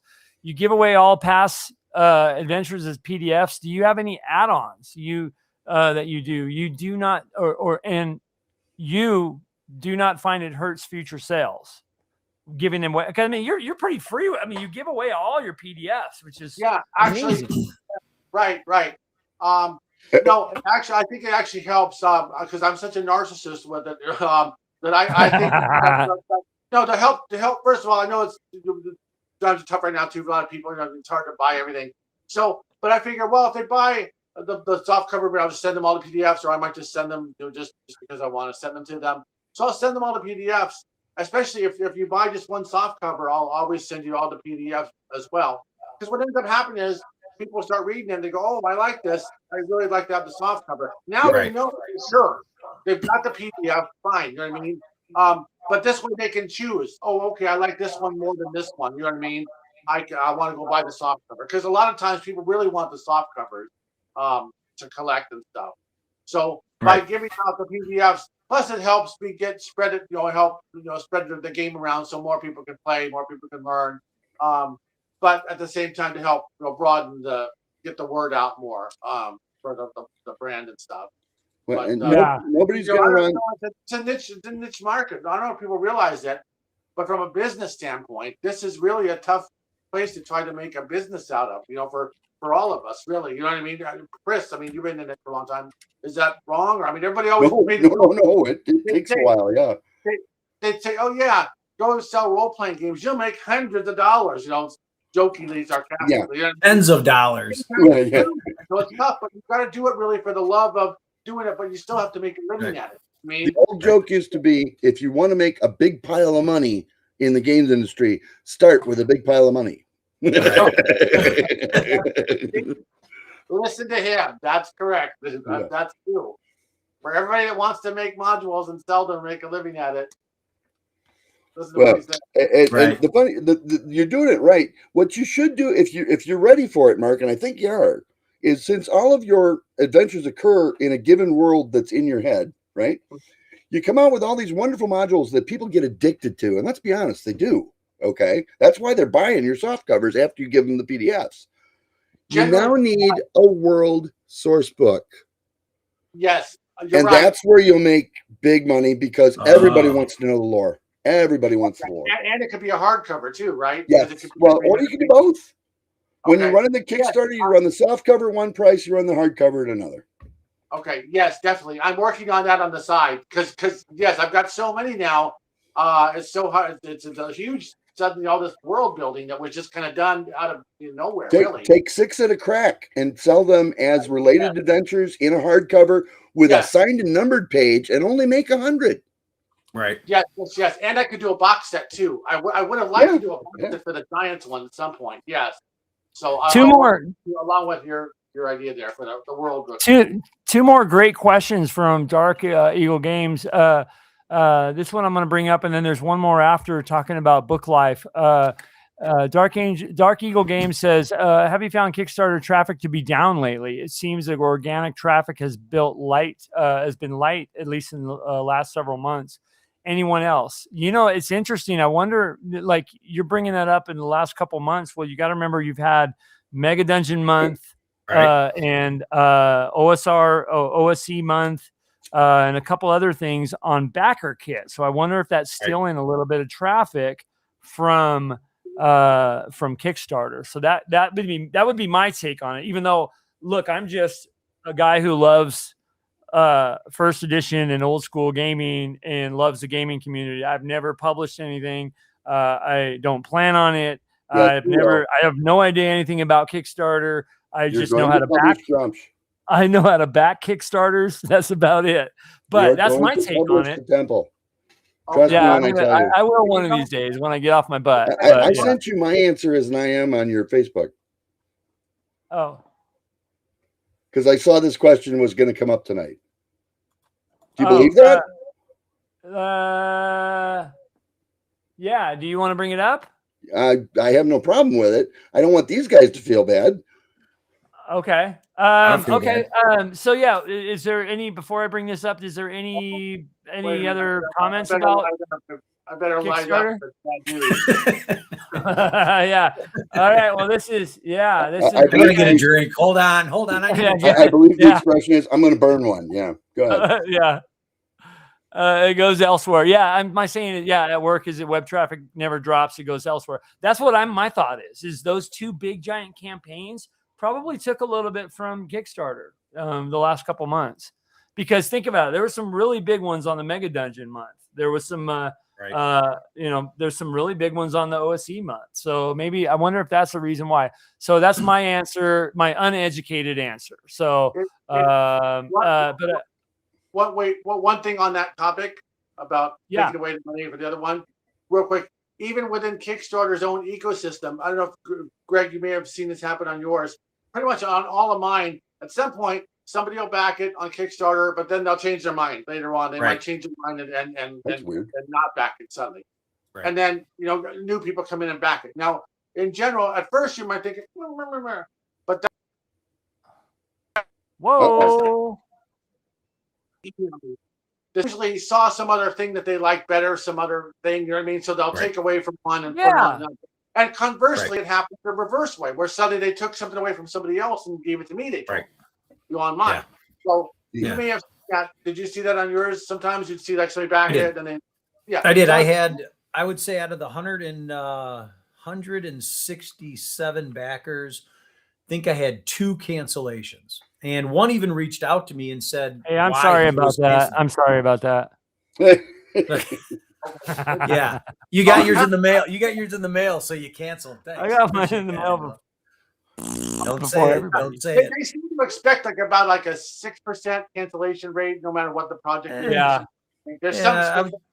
Yeah, we usually have 1 or 2% cancellations. Yes. Yeah, it's funny because it's funny because Gary Oliver got on here on the the convention side, and they said they always factor in a 10% cancellation for badges too. So that makes sense. Some idiots. I mean, you always got to factor in the cancellation numbers. So right. Well, that's pretty good. 2 cancellations for the almost, what was it, 200 backers or something? What was it? 2, 3? What was it? Yeah, me. Yeah, or Mark. Oh, for me, 106. Oh, for who? For Greg. Yeah. Greg. Yeah. Okay. 167 backers, and I'd say if I remember, it was 2 or 3 cancellations. It was like 2, 3, or 4. It's in that ballpark. So that's awesome though, dude. That's and you don't know why they canceled either, or it could be they realize they can't afford it sometimes. Right. Where it's fun when it's a regular number, like a one singular module or a PDF. Right. But where it's really a dig is something where it's like a $350 thing when it's like the big big one. Right. Yeah. Right. Well, you know what probably happened, Greg, is you came on this show, they saw you, and they're like, God, that guy is a real jerk, and then they just backed out. They backed out of the kid. Well, wait a minute, you're backwards. I can't even read that. Yeah. we don't need another. There you go. Like that white-haired guy, right? We don't need another one, right? But those are impressive numbers, though. I mean, because you got to factor that in. But that's really well, you did really good, because on my first one, I had like 80 backers, and it was like 2,700 or something on Vampire Queen. Right. Yeah, you did really well. But at the same time, though, I didn't really have any way to promote it. I didn't know anybody or anything, but still, you did great. Right. Well, again, I'll say it again. It's due to guys and folks in the community like you. I mean, Mark, you helped me tremendously every step along the way. Matt Finch, I was able to reach out to him and talk to him at Mere Games. He makes great products. Chris, Chris Clark helped out as well. I get by. Yeah. You did. Although you did the least out of everybody, you did help. Oh, wait. Did I say that out loud? Well, and it's funny, Angelo, if those are reduced numbers, oh my God. Yeah. Right. Yeah. But no, I think it's, and that would be my advice too, right? Is you need to take it, the first one, you got to take it slow. You just you can't stress yourself out. And I'll tell you, Mark, like I said, I don't know how you keep it straight. Just the addiction factor alone during a Kickstarter for that 35 days that I had it going, every day was like you're looking at numbers, you're waiting for emails, you're trying to respond. I mean, it's just trying to keep it all straight. Yeah, it's a ton of work, but right. You know what? With Kickstarter, real quick, in the old days, when like 2013 and on up to about 5 years ago or 10 years ago. Anyways, in the old days, every time you get a backer, it would email you, so you didn't have to sit. Oh my God, that would be amazing. That would be constantly like what? Like you'd get all excited, but then they had to cut that out because I guess it was clogging up the email servers or something. Well, yeah, you get 3,000 emails. Oh, sorry, it makes it more tricky, folks out there that are like regulars to back my projects and Chris's and DM Greg's. Is it made it more tricky sometimes? Are not seeing that direct email coming. Oh, John Smith backed it. Oh, Joe backed it. Something you don't know unless you actually log in and look at the website constantly. You know what I mean? Otherwise, it's hard for me to tell sometimes. You know, I'm talking to somebody back because I don't set up that news all the time. Go ahead. You can set up Kickstarter so that it will let you know how many people signed up per day, but it won't give you the individuals anymore. I've got that. Yes, thank you for that. Yeah, that I do have. But in the old days, it used to email you directly. I was there. I think that clogs up all the email servers. So for future Kickstarters, so you have kind of leading into that. I know there's one more question. I should bring it up because I pinned it. That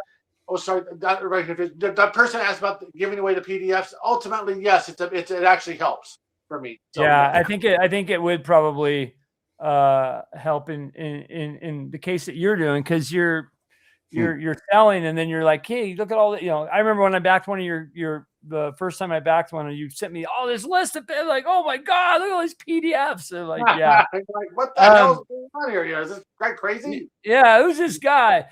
So Dark Eagle Games asked, this is the last question I got pinned from this person, is I heard the life of a book is 50% of the month of the first 6 months and the other 50% over the next 10 years. You think true? What other avenue do you have to sell inventory beyond Kickstarter? That's a good question. There are several, actually. Okay, I'll answer short. Quickly. Yeah, please. Everybody answer. I don't have an answer for this, so. Yeah, well, for me, with my books, I'm fortunate that people seem to resonate with people. So they buy them. They usually buy the first one, or they'll buy one, and they're like, oh, okay, cool, I like this. Let me buy another one, and they buy another one, and another, and they buy all of them. I mean. And then they'll come back and buy the new one. It grows over time. So for me, yes, I've had to reprint Vampire Queen now almost like 7 or 8 printings now. It's sold thousands of copies. You know what I mean? Or whatever. It's made hundreds of dollars. But yes. So basically, yes. On longevity, yes. I'm still just selling Vampire Queen routinely, and that's now was done in 2013, and it's on its eighth. You know what I mean? Of several 100 books or something. You know what I mean? Each printing. So, so over time, hopefully, if you're lucky enough that the books resonate with the folks, I still routinely sell all of mine. The first few books, you know what I mean? All of them routinely sell over time with me on my website and through DriveThru. So, yes, hopefully, if you're fortunate with it, you can, no problem. What's your guys' take on that? You guys both have. I actually have a full study on that. Do you know me? Is it up there on the shelf? The book that you wrote on it? Well, because it's probably right next to my copy of the. Copies of all the everything's your copy on that. All my copies of his stuff that are on there. Well, Angelo, we sold 137 Fuzzy Heroes last year. Yeah, that's one of your biggest sellers, isn't it? Yeah, Fuzzy Heroes. Yeah, it's almost 20 years old. The current version. Yeah, I honestly sell the last. I still have 68 copies left of the original Fuzzy Heroes from 1982. We sell about 40 of those a year. Yeah. And that's don't you have a first print? Don't you have a first print there that is on your that was that inner city copy I showed you from 1978. Well, that's that one. Yeah, that one's mine. But where's the? Here's the thing: the actual breakdown is more like 50% in the first 6 months, and then 5 years, not 10. If you're selling in the 6th year more than you sold in the 5th year, you have what in the industry is known as an evergreen product. Yeah. We actually have 11 Evergreen products. Yeah, right they just now. keep selling, keep selling, That- keep yeah, selling. yeah. I keep needing a bigger booth, and I keep being too skin flinty. Is to that buy your one. biggest seller? Is Fuzzy Heroes, or it just It's moves our the most biggest inventory? constant seller. It's not Yeah. our biggest seller. This last year, believe it or not, Lance outsold it, and Inner City outsold it. The ICR. I would just say, I guess I would rate it over the years. You've probably Oh sold God! more Actually, no. physical copies of it. The biggest seller over the years, with more than 13,000 copies out there, is that stupid little War Pigs book. Oh yeah, War Pigs. Yeah, yeah. I'm sorry, I got a War copy with of that Plastic one. Infantry Guys. Yeah, Pigs. Yeah. Okay. War Pigs. Yeah. What do you guys say on that subject there, DM Greg? I would say that one, I think it's also part of where you are in your business model. These two guys here have such industry knowledge. They've been going for so long, right? Like Mark, you started in what, 2012 was your first publication? 2013, from no connections of nothing. Right. I'm just, and I'm still the same idiot, but with a little bit more knowledge. But anyways, no, basically I had no connections in the business. Right. No, nothing. I'm a complete outlier, I guess you'd call them, right? Even though I was in gaming from a childhood, you know what I mean? But as far as publishing and as an author, I was a complete unknown because I was a complete unknown. Yeah. Right. So I mean, my business model is, I have a website, right? That I bought the domains. I bought the .org, .com, and .net, so that I protected the brand. But it's not live because I don't have enough product to populate it, right? It would be exhaustive to have nothing on there and have people go to it and say, all right, you got one module. So I think from my perspective, it's also how you approach it, right? My goal is to produce 2 and maybe a third, something unique, right? Like Mark said, a box set or a book with multiple storylines all bound together. Who knows? But if I'm producing 2 modules a year, it's going to take me 5 years to justify having a website that's fully functional with, all the product that would need to be on there. So at this point, I'm taking it slow. I'm just going to have fun with it. I'm going to offer the community great, the goal is to I think in my opinion, the first thing I want to do is I want to write great adventures. That's it. I want you, when you pick it up and you read it and you feel it and it looks old school, I want you to be able to say, I want to be in this game. Like Angelo said, he wishes he didn't read it first, right? Because he wanted to play in it. That's the feel I'm going for, is I want folks to want to be in the game. So if I can hit that number, if I can hit that mark, super satisfied. Yeah. So, and if I can justify a website, you're on your way, dude. Seriously, Yeah. you got some great ideas. You have given me a little sneak peek of your next project that's coming out, I think in July, right? July. Yep, we're gonna launch in July. Yep. Yeah, which is technically, I mean, can I say it? It's part 2 of the series, right? Oh yeah, you can say whatever you want. Yeah, I actually what I was doing earlier today is I'm proofreading everything that I've already put into print. So the sequel is what I'll call it. The sequel is the Cradle of Skulls, and it's another organic adventure that can be dropped into any campaign, any game, any tournament, and it's just based. As long as you have mountains or hills, you're set. And again, it's written in Osric, and it's going to be a little more. It's a longer adventure, which is what I'm trying to wrestle with right now. Is can I get it into a 4-hour time slot? If not, it's probably going to be a 5-hour tournament, and that just means it's not your typical 4-hour slot. 6 of one, half dozen of another, right? I mean, at the end of the day. So, but again, it's at a point where I'm waiting on one piece of artwork. I'm waiting on the back cover. Other than that, I'm super excited about it. So you guys, if you like what's already been produced, this one is going to be even better because there's more to it. The best thing you do should be the last thing you've done. Yep. Or the next thing you're doing. Yep. Yeah. Well, and I'll tell you, honest to goodness, you guys are talking about how do I get known as this incredible designer that you 3 guys know I am, which we do. Okay. And the answer is you go to cons where there aren't 15 million people like Gen Con because you become a tree in the forest. Okay. Right. And you run events. Right. Because every time you run a Mark Taormino adventure, you're going to make 6 out of 8 minimum fans. Okay. you're going to make 6 out of 8 minimum fans. Yeah. And that's if the other 2 are, I don't know, completely nuts and can't understand what good adventuring is. It's beside the point. Well, now go a step further. Okay. And this is going to explain things for Angelo, because he's always wondered, why do I do those huge, wonderful dioramas, right? Well, because then people walking past your table take pictures and post them for the con. Right. And you get all that free advertising out of it. And it makes the 100 hours you put into the diorama more than worth your time. It really does. Right. Because now all of a sudden it's like, that looked so cool. I've got to play in that game when it's in Dallas next year.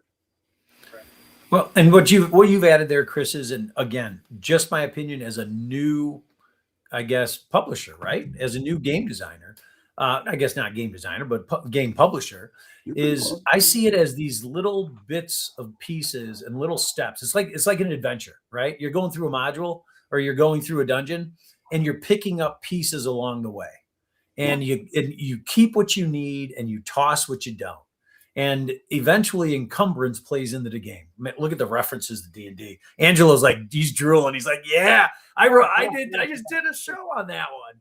The point is, the encumbrance, you got to figure out what you're going to carry with you, what works, what you need, and what you don't need.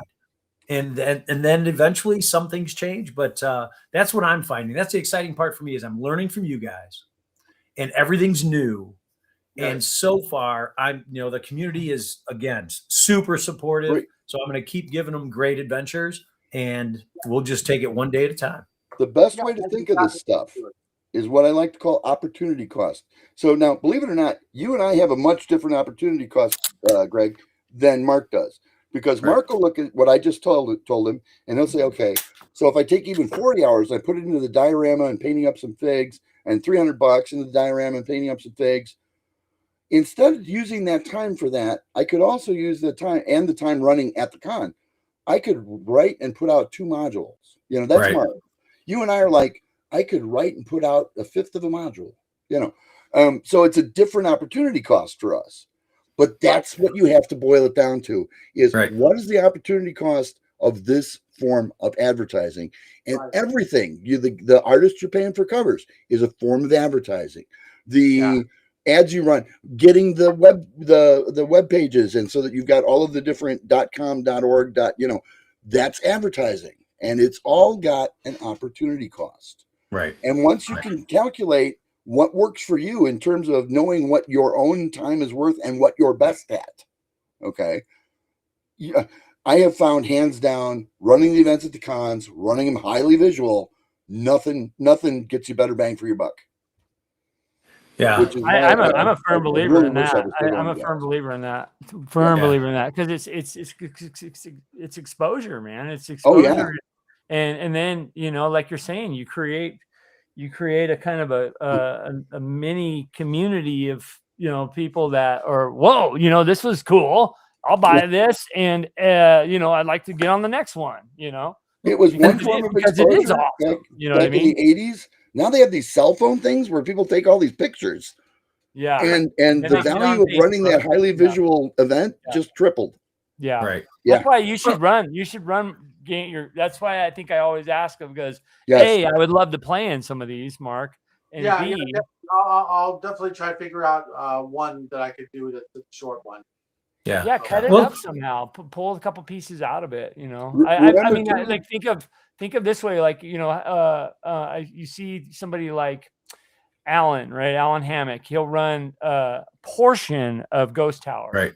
Okay, so he won't run the whole thing. He'll run a portion of it to give the person a feel of it. Yeah, that might be easier to deal with. Yeah. Yeah. I mean, because you can't fit your whole, Vampire Queen in a 4-hour session. The whole story. Right. Yeah. No, so that's great advice, actually, DM Angelo. That's even better. Okay, great. Yeah. Pull the most impactful portion of that module out, or you could even do give a 15 minutes rant of you guys have gone up to here, and just run Act 3. You know what I mean? If that's what you want to call it. You're a show guy. You probably think of your modules, and that's a great question for you too. Do you think of your modules as Act 1, Act 2, Act 3? Do you kind of do that? Yes, I try to strive to remember to do that in all of them. Yeah. And people have described mine as cinematic all the way back to the beginning. So that's a good. Or here's another idea, and I'm not trying to like be like, oh, I know everything, but maybe I do. But no, what I was gonna say is, what if you did this? Run three sessions: Act 1, Act 2, and Act 3. People And do it doesn't that. even have to be the whole Day module. 2 and day 3. Right. Yeah. The first then hour, Then you get somebody. Yeah, 3-4-hour sessions. Boom, boom, boom. Yeah. Okay, Yeah. that's a good idea. I'll work on that too. And another thing for cons and just getting some exposure and getting that immersion for your players. Your backers don't just want to read the module, right? They want to play it, they want to run it, they want to DM it. But if you, like DM Angelo is saying, is you can do 3 different modules. It doesn't have to be the whole thing. It could be just a piece of each one.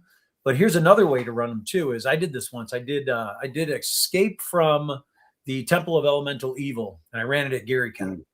And what I did is I started the players in the middle of the temple at like level 3. Yeah, that's great. And they had to escape the temple. Oh, I love it, dude. You don't have to have them enter. You don't have to start from the front, Mark. You can start from the inside and have them work their way out. Okay, interesting. Because I had thought about writing a module that works similar, where it starts at the end and goes back to the beginning. Originally, I was considering the Dragon Princess one that way, but I changed it. But yes, so that's a good idea as far as just the playing of at the convention, cutting it short to be that way. But in addition to that, a module in general would be interesting. Mark, I got it for you. This would fit with your creative genius and how you write your modules. Escape from New Orc. Escape from New Orc. There you go. Yeah. Dude, you can pull that off. That's dude, do it. Starring Root Tussle. Wait. Is that a pun? Is that a pun on the new 5e? Escape from New Orc? No, it's a pun on the New Kurt Russell Orc. Kurt You know what they did with orcs? New Orc? Yes. No, I'm ignoring you. Nobody gets it. Okay, never mind. See? Now you know how I feel most of the time, okay? Right. Greg got it, but he doesn't want. He doesn't want to double. I was going to say something, but I better not. My module, Hidden Shrine of the Warlord Chief, is about the New Orc situation. I know. Dude, I want to see a module called Escape from New Orc from you. Yeah. That might actually work for a Gamma World style module. So I have my series called Warriors of the Wastelands, like a Gamma World type series. So that might be a good one for there. Escape from New Orc. I think that would be a lot of people still love Gamma World, and there's not a lot of people that run Gamma World at cons. I've done 4 modules in my series of that. I know that would be something to run. It doesn't sell as well. It sells like 30%. If you say 100% is fantasy, 30-40%. Snake is a bard. Chris, do you agree with that? I mean, this seems like Gamma World. I love writing the Gamma World stuff. I want to make more, and I'm going to. I'm more partial to Met Alpha just because I like the self-contained universe. I don't like the boundless universe. But I mean, yeah. Well, I love it.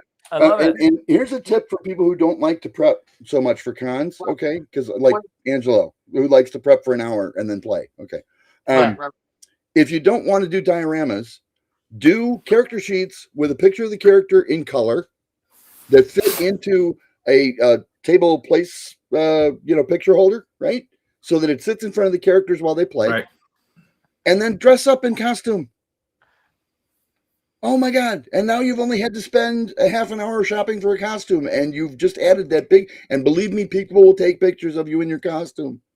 Okay. So the leather and lace module, you should dress up in costume, Mark. Be like the Rocky Horror Picture Show. No,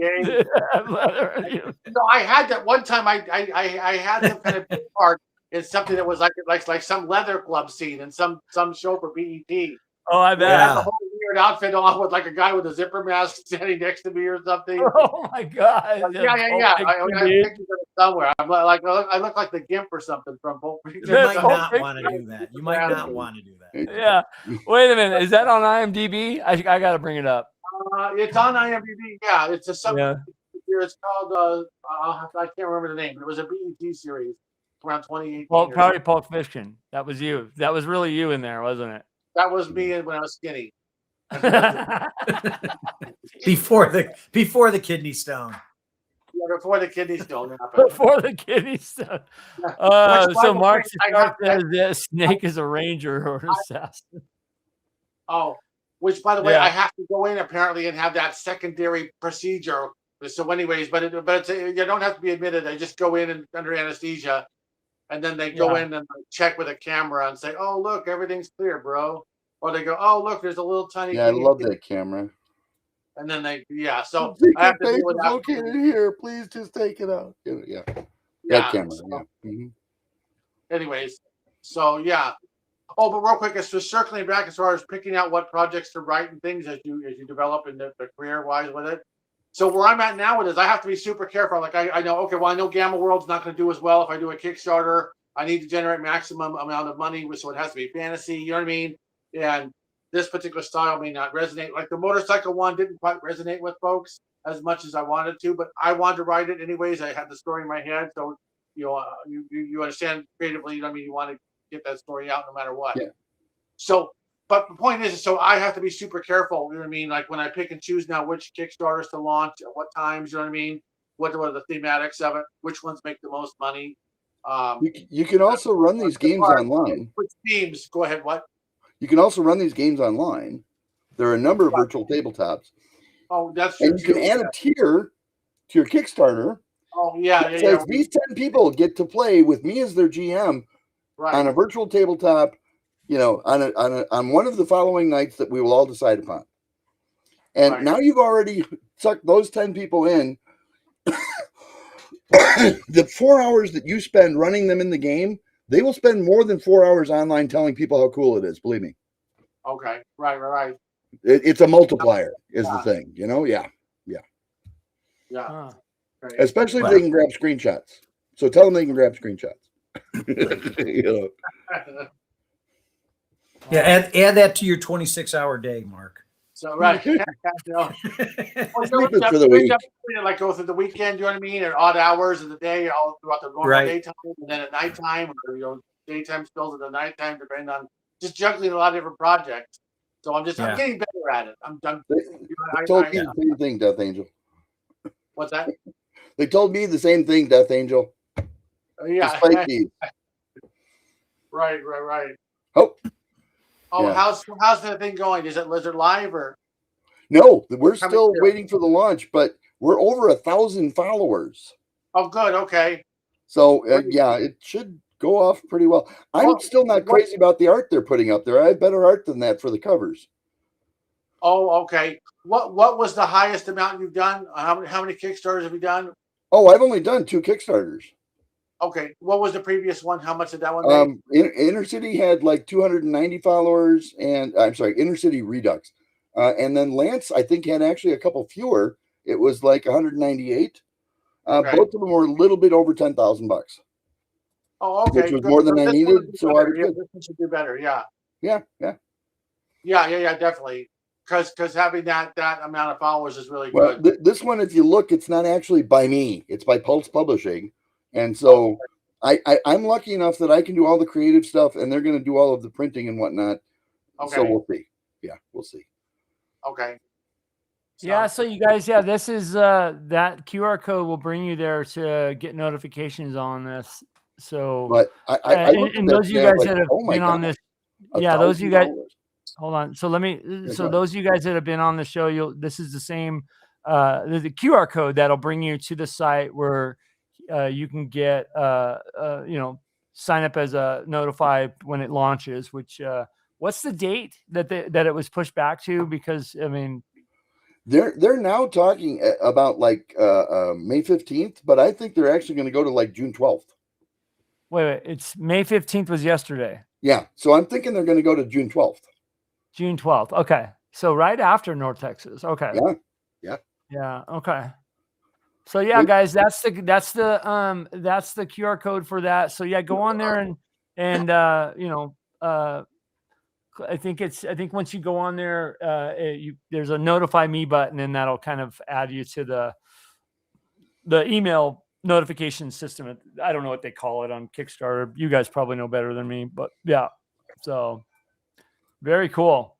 Yeah, and interesting, like you've been putting up little tidbits on Facebook of people that are contributing, because it's not just you that's writing this.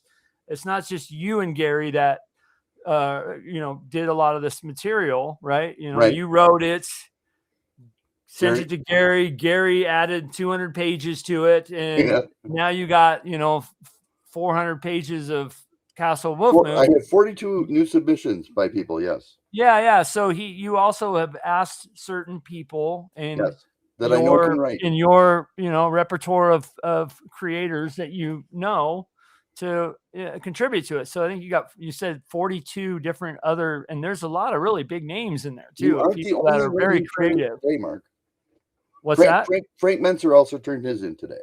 So Frank Menser turned his in. Yeah. Okay, got it. Yeah. So and I know you one of our mutual friends, Eric Potter, you announced him today, he's an incredible writer and imagination. And I've been gaming with him for forever. But it's very cool. So you guys, go on there, scan that, and that'll take you to that. But we'll keep updating here on what's going on with that. I know it's it's not, if it was up to Chris would have it live already. So it's it is what it is. It is what it is.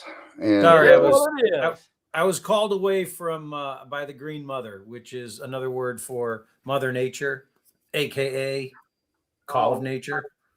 Right. Is that different, or is that Xanth? This is Pierce Anthony. Right. Is it a Xanth novel or one of his others? Yes, it is a Xanth novel. Okay. We have the. I do enjoy the Xanth novels. We have the whole display of Xanth novels. You want to see what I just picked up, gentlemen and viewers? Does anyone know what this is? Gary. You picked up Gary. Wow. No, that's the 2026 Gary Con DM's leather-bound screen in shrink.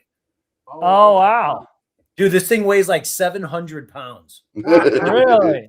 What's the AD&D gold piece conversion of that? And are you encumbered now?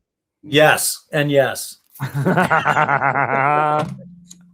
moving at 3/4 speed. Yes. That's my newest acquisition. That's very cool, dude.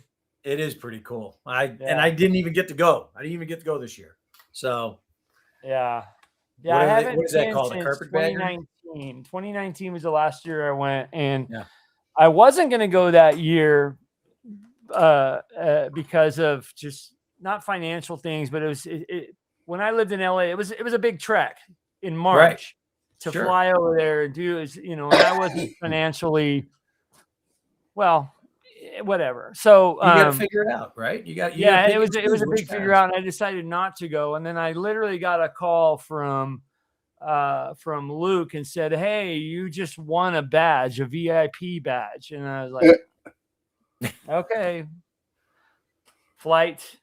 Darn right. Yeah. Twist my arm. That was a lot of fun. Well, I'll tell you though. I don't know about you guys, but going to cons for me now, I don't know. Maybe it's just because I'm getting a little more wise. I won't say old. I'll say wise. I spread out the gaming and I put more time in between for downtime and food. You know what I'm saying? Like a good meal with friends, a good meal with people that you see at a con that you haven't seen in a while, and just really making it more of the immersion is not just in the dungeon anymore. It's across the board. And I think that, so Mark, another point there is, instead of just planning to run a dungeon, that experience for your backers goes well beyond sitting at a table running the game. Yeah. So making yourself available, dude, people are going to want to talk to you. They're going to want to talk. And so I'm just saying that's what I'm finding. I'm finding that you find a good restaurant, you eat some food, you hang out, you socialize. It's equivalent to running a dungeon. Yeah. That's a really good point. It might be fun to be part of a panel or something. I don't know if they're doing panels at EGD or to be, if I was on a panel or something, or whatever I could offer. The whiskey tasting panel with Tenkar. You should do that. That'd be fun. That's a Phoenix Con. For me, the formula for me is, I used to run, back to back to back. I used to be a Chris Clark and run back to back stuff, Right. and burn myself out very quickly by day 2. So my thing is I will run 2, maybe 3 games tops throughout the whole con. And that's it. And they're usually not morning because I'll be up late in the night and there's no way I'm getting up at 8 a.m., which I used to always schedule an 8 a.m. first day, so 2, maybe a 3rd if I'm crazy, but Totally that's my thing is I spread it out. Also getting in games, Angelo, right? Joining in other people's games and sharing the experience and having the fun. I mean, I think that goes a long way as well. So back to the previous conversation about how do you put it all together? How do you manage it all? It's all these little pieces along the way that it's running games, it's playing in games, it's writing games, it's sharing the knowledge, it's helping everyone out. So, I mean, it's just the community is, like I said, 2 months ago, Angelo, on one of your streams, 2026 is going to be a great year for the gaming industry. And so far, look at these massive Kickstarters and backer kit events and the mega dungeons and the Castle Gygax and the Mark Torminos and the Chris Clark's Wolfmoons. Yeah. It's been an incredible year. It really has. It's been a great year. The tar and feathering of the Mark Tormino. Sorry, feathering. That damn computer, Mark. Real quick, DM Angelo, you had said before we started talking about that there was some possible bad news or something you wanted to ask us about or something, some other thing or something you said, or was it a question that came from? Yeah, it was something that you said, hey, before we go into this. I ripped through. I think we got all the questions. Yeah, unless there's any more questions from you guys out there. Okay. Say one more time. You were breaking up. I'm sorry. Yeah, he's breaking up. You froze, Mark. Yeah. He's a good actor. He can do that at will. Man, look at that. Look at that. I need to screenshot that. Hang on. Let me see that. I'm screenshot. Oh my God, Chris, you don't even know the timing of that. How about my shocked face? yeah. Here. I will bring this on just so everybody can see here. Here we go. Uh-oh.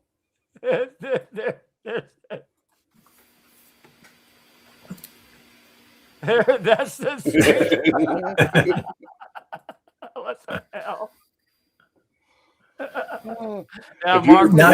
Here's what you missed. You know what I was kind of thinking about for North Texas? I'll probably in the next couple of weeks I'll announce a time that we all can meet at the bar and hang out and maybe the first drink, first round will be on me.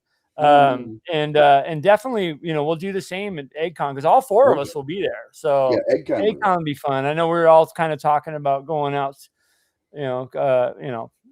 getting dinner or lunch and breakfast or whatever, at least once. That's what I love about cons is I love that all that camaraderie and talk. And we totally lost Mark. Marsh's job is to complicate my life, so it's all right. Yeah. Right. Yeah.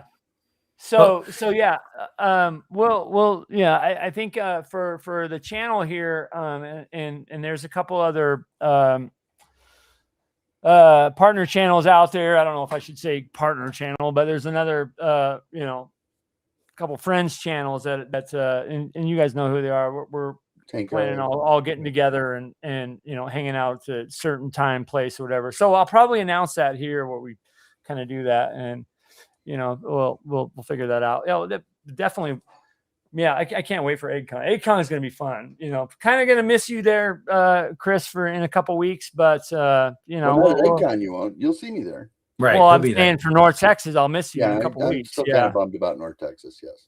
Yeah, but that's okay. That's okay. Yeah, I mean, this will actually be the first year I don't see you there, and I haven't seen you there in probably eight years straight. Yeah, because you've been going since what 20.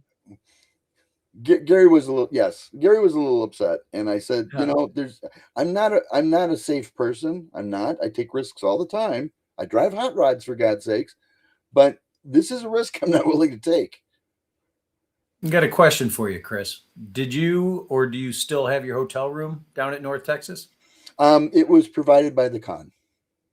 So is there still an open bed? There might be. It was, Gary puts me in as a special guest and gets a room for me. Oh, okay. If you want to run Were you thinking of going, Greg? Is that what? I mean, he's got a badge and he's got a bed. I mean, what else does a guy need besides a plane ticket to get down there? Hey, just saying. I don't know if you know anybody.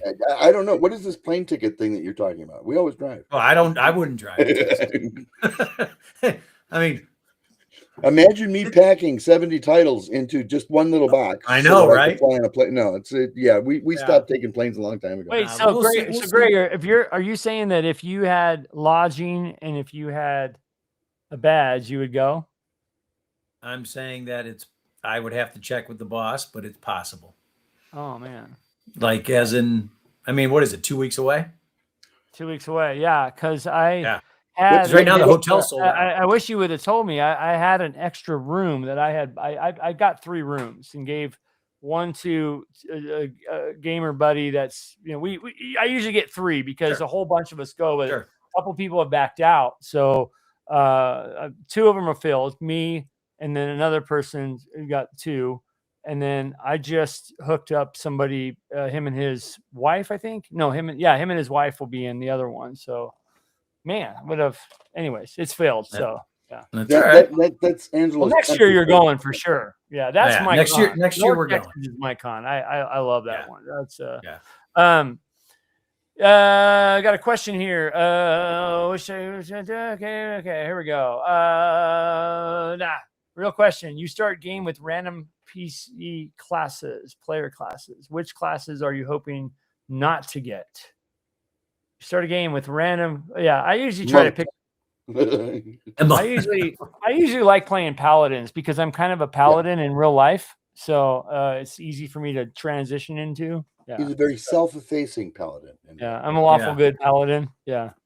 Not a big fan of a gnome illusionist. Although they're cool when you have a large party. Yes.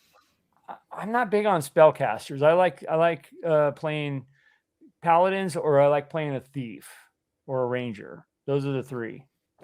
Right. Monks don't usually fit into my campaigns. They're not modern enough campaign worlds to fit a monk properly. So it's also all the different classes though. I mean, that's a great question, but I think all the different classes are, if it's not a personal preference of what class you like to play, like Angelo, right? You just mentioned you view yourself as more of a paladin type, so you resonate towards that class. I think it also, for me, it's how many players are at the table, what level is the adventure, right? Because a monk at 10th level, I'll play a monk at 10th level all day long. Oh yeah, probably not in my campaign. You won't. I guess I was uninvited. Thanks, appreciate it. No, I would ask you to let's see, what's monk? There aren't a whole lot of things that are monk like. Druid is as close as you're going to get, right? And that's But again, to me the monk doesn't. If there are some Asian hints around the edges in the campaign, they fit. If there aren't, it's like trying to put a square peg in a round hole. I don't know. Right. Well, I think Chris Charlton Webb is clarifying the question. Okay, yeah. So that now, Chris, thanks so much, because I misinterpreted it, I guess, and of course, Chris did. He always misinterprets stuff. So yeah. But that's not what I asked. Which class would make you shake your head at? Yeah, I think shake my head at. What do you mean? Okay. Okay, go ahead, guys. Well, I usually play spellcasters too, so I'm right there with Death Angel. So Yeah, Dan, we're still going, man. Join the party, dude. What do you? Yeah, we just lost Mark for some reason. I think he hit I think he held down Control Alt Delete on his computer. Or something. He did have 2 of those smokables. He hit eject. You've been drinking scotch and vibe coding. Okay, I like it, dude. Yeah, that's awesome. Yeah, I got a cheesecake upstairs and it's waiting on me. The real cool thing too for EggCon is Mars can't drink yet, so we already got a DD. Oh, fantastic! Yeah. Wow. Where's she taking that's us? Cool. Yeah, that's cool. No, it should be. Yeah, I don't know how to answer that question because nothing really shakes. I'm down to play anything. I like playing druids too. I think in your play test, I played a druid for Cataract. Remember that? Yeah. I'll play anything, to be honest with you. Just my preference is I like the Paladin, Ranger, and class, but shake my head at. I don't know about shaking my head at. I'm not sure. You know, the other one that won't really fit well into Cataract is a Barbarian. Wouldn't fit too well. Yeah, Barbarian wouldn't. Yeah. I guess Barbarian is a kind of, if you play a Barbarian like they're supposed to be played in Unearthed Arcana, they wouldn't be in a party. They really wouldn't. Well, they're gonna make a lot of enemies. Yeah.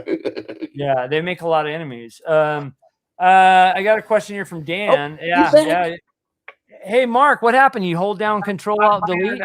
My internet dropped. I couldn't control. Your internet? Okay, I thought Mark, you hit the wrong button. Dan, look at that. There he is. Yeah, I can stay on the joint. So Dan asked a question about my game at EggCon. So he says, what kind of great times can I expect from your EggCon Gruumsh game? Well, as somebody that's played in it, which would be Chris, I don't know, maybe you can tell about this. The only advice I will give him: burn the place down. Burn it right to the ground, right to its foundations. Take no prisoners. There. So I play cleric, by the way. Yeah. What the premise of this is? It's right out of my homebrew campaign, and it's Greyhawk. It happens in the city of Highport. It happens in the year 576. So if you know any of the backstory of Highport, it is demi-human controlled, humanoid controlled. So orcs, gnolls, Flynn's, all that stuff controlled. And a lot of the temples over there are not what they used to be back in the glory days of Highport. They're maybe a temple of, St. Cuthbert is now not really, it's something else. So you're sent there to recover something within the temple, and your overwhelming odds, and it's something that I won't give away here because you will find out when the game starts, but so it's a thinking game. It's not a jump in, go in there and kick the doors down. It's a thinking game, as my homebrew camp players found out, because there was, I guess, a lot of bad things happened there, right? So, but wasn't that the famous command duel? Didn't that happen in that temple? No, that was the one right before. That was actually a different temple. Yes, but it was a very similar. It was actually another temple of Gruumsh. But anyways, so so it's one of those things, and I'm actually, as my I am going to provide NPCs, player characters, pre-gens for it, and I'm pulling out the stocks. I'm using a lot of pre-gens that I'm creating out of Dragon Magazine. So you'll see some of the paladins from a different alignment. The plethora of paladins. You'll see. There might be a duelist in there. There might be, just a bunch of different stuff in there. So it gives you a chance to play some things you haven't ever before. So, anyways, it's going to be a lot of fun. And plus, it's a good mod. We'll see. Yeah. So anyways, that's my rant on that. So, yeah. Death of Shadow asked me if I was going to head out to CNY Con. I'll tell you, I'll say it again. The East Coast has a ton of cons, and they're so fortunate that there's so many. That's a long stretch for a guy from Illinois to get out to New York. And I've heard very good things about CNY Con. Would love to attend it. Maybe one day, right? I got to. Now we lost. Oh man, we're having crazy stuff going on. Hey, I want to thank Dan. Dan, dude, thank you so much, man, for your generosity. The super chat. You says, I'm a heathen. I've been playing for 35 years. I'm literally never played in Greyhawk. How dare you? But thank you for the $5 super chat softens the blow for that statement. So thank you so much. So your absolution is complete. You've never played in Greyhawk. That's funny because that's the only. I mean, I think Dan started. I think Dan started 2E though, right, Dan? I think you're a 2E guy when you started playing. Granted, 2E Yeah, was, when did you there, start there was playing, Dan? Greyhawk. Yeah, you had Into Yeah. the Ash from the Ashes box set. He says right there, he started in 1991. It was Dragonlance, Dark Sun, and our homebrew stuff. Yeah, I mean, we started in our homebrew stuff too, and then kind of gradually went to Greyhawk during later times. Yeah, I mean, 91, I think Greyhawk was kind of getting pushed to the side a little bit, I think, because that was 2E era. And yeah. TSR was getting in trouble. Yeah. Yeah. So. But anyways, there still was a lot of material. It's just, that's when I think a lot of it wasn't as pushed as, you had Dragonlance, you had Ravenloft, you had Dark Sun, you had Hollow World, you had some of all the great other things that came out. I mean, Dragonlance was huge. I don't know if any of you guys played in Dragonlance. I mean, that was so big because of oh my God, I'm hearing a bunch of me neither played in Greyhawk. Oh, blasphemy. Well, I will give you guys a sneak peek. Monday, Jay Scott, Lord Gosumba, will be here, and I'm gonna pick his brain about his 40+ year campaign in Greyhawk. So he streams, doesn't he stream on he streams Twitch? It. Yeah, he does. Twitch, he's a big Twitch guy, and he's, to be honest with you, he's the only Twitch channel I follow. And he's there's 3 people in the world of Greyhawk that I look up to as far as just that I'm in awe with of their knowledge and their depth of knowledge, and that's us. Him is one. Alan Grohe. The choice. Chris doesn't know shit about Greyhawk. No. But he knows everything about Castle Wolfman in his world, and a lot of other worlds. But and Joe Block. So those 3 are my kind of 3 pillars in Greyhawk that I. Joe Block knows his shit. And Cannon Fire too. Everybody on Cannon Fire is a. But anyways, so yeah. So, but anyway, yeah. I'm just joking about that, Chris. It's true. We played some Ravenloft in those days, but we didn't play much Greyhawk. We just didn't. Yeah. Fracking Cylon is here, dude. Thanks for jumping on. Hey, folks, he says. No one of consequence just came back in. Surprised the stream is still going. Dude, we don't stop here. No, we got people on here like Mark and Greg that just won't let me go. Okay, so we haven't hit the 3.5 hour mark yet. Why would we even think we've done a couple that have been 3.5 now. I mean, what the hell? What do you think we are? A bunch of sissies? I'm gonna pumpkin a little bit before 11, my friend. So yeah. So yeah, he'll be on Monday, and we're gonna dive into some just talk about Greyhawk lore and his campaign, DMing style, just where we go with Greyhawk. We'll just talk about it for a couple of You have a copy of Greyhawk Wars, don't you? What's that? You have a copy of Greyhawk Wars, don't you? Yeah, you finally returned my copy. Yeah, thank you. I have your signed Dragonlance novels on the shelf here too. We know you do. Well, of course you signed them for me. Because, Margaret was. Wait. Is that where they went? They went. Sure. Yeah. Mm-hmm. Yeah. They'll probably be missing when you come to visit, but they'll be missing. Called an after party. Yeah, we are slating. Talking with him, we are going to slate this, and I'll probably retitle it as the after party. Jimsian. But we'll think about it. We're still kicking around that idea. Huge compliment to Mark right there. No one of any consequence.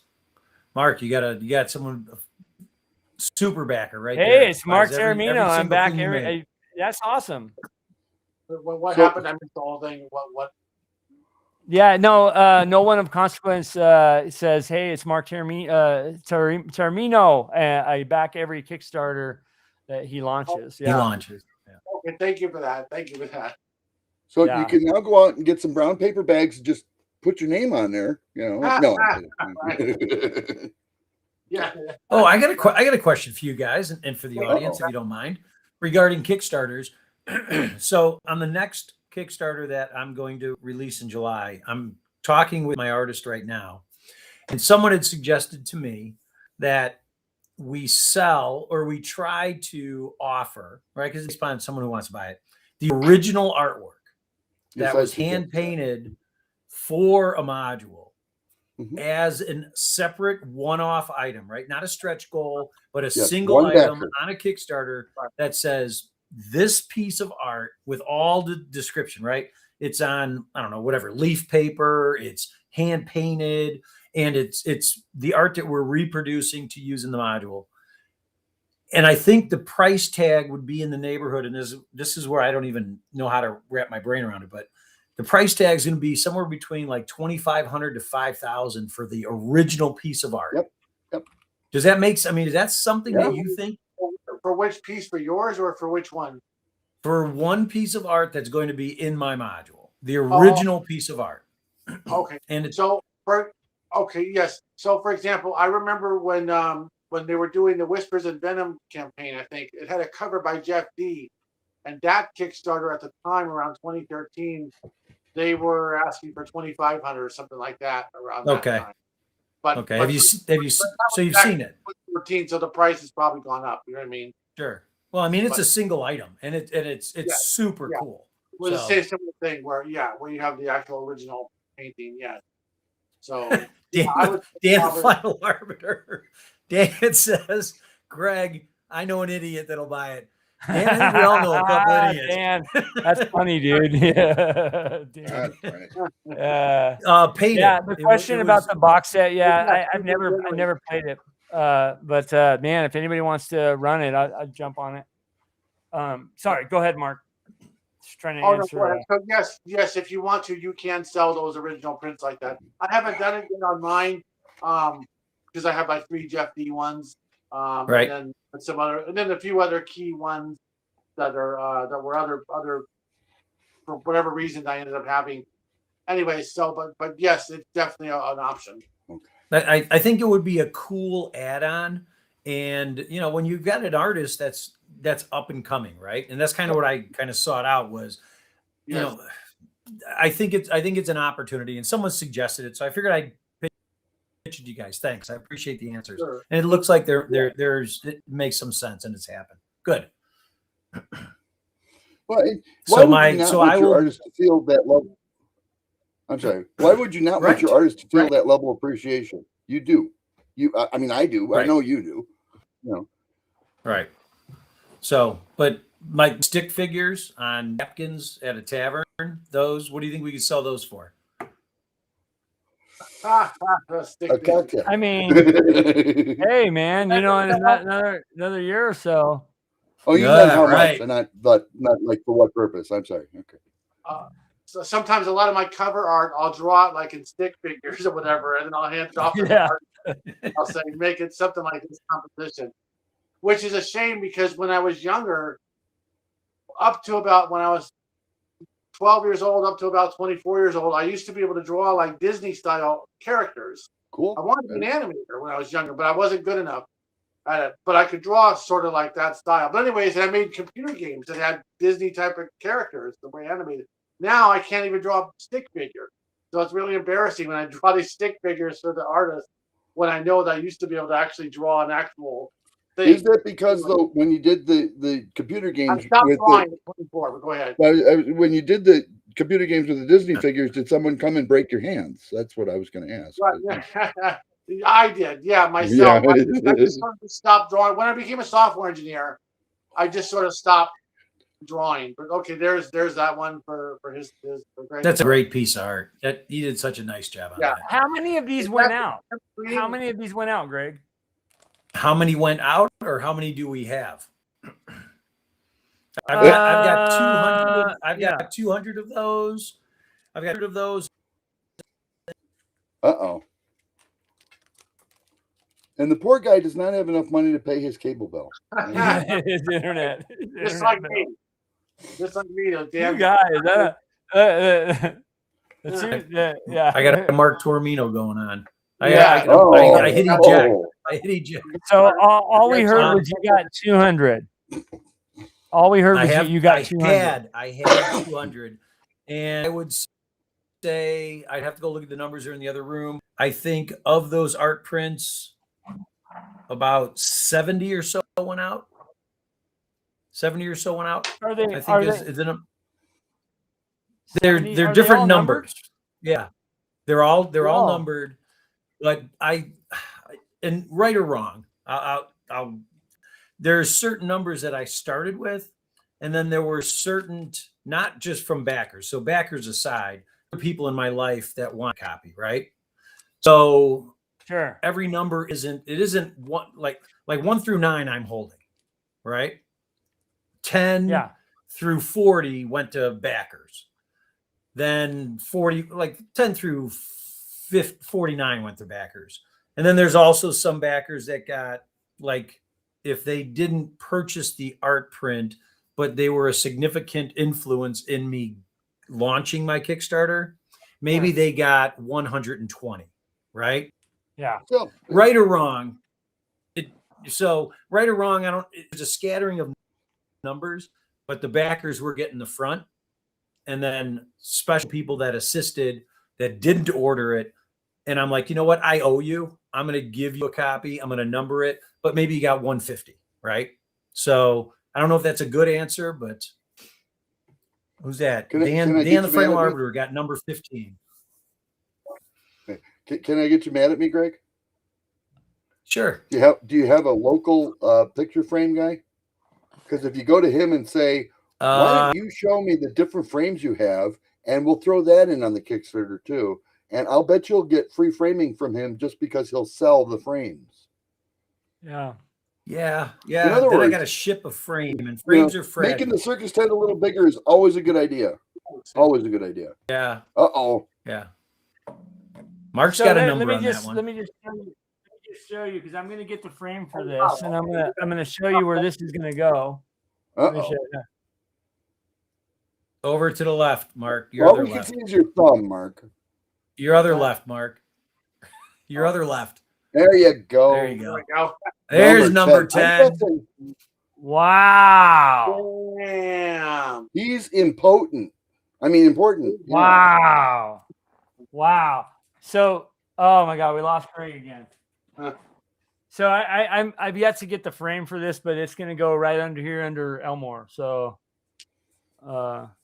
Yeah, speaking of frames, I noticed that on Goodman Games on there, when they do a video, when he's standing there by the wall, he's got all of the things framed. It looks like they just took the module and like flattened it out and framed it. Well, and you can just add that.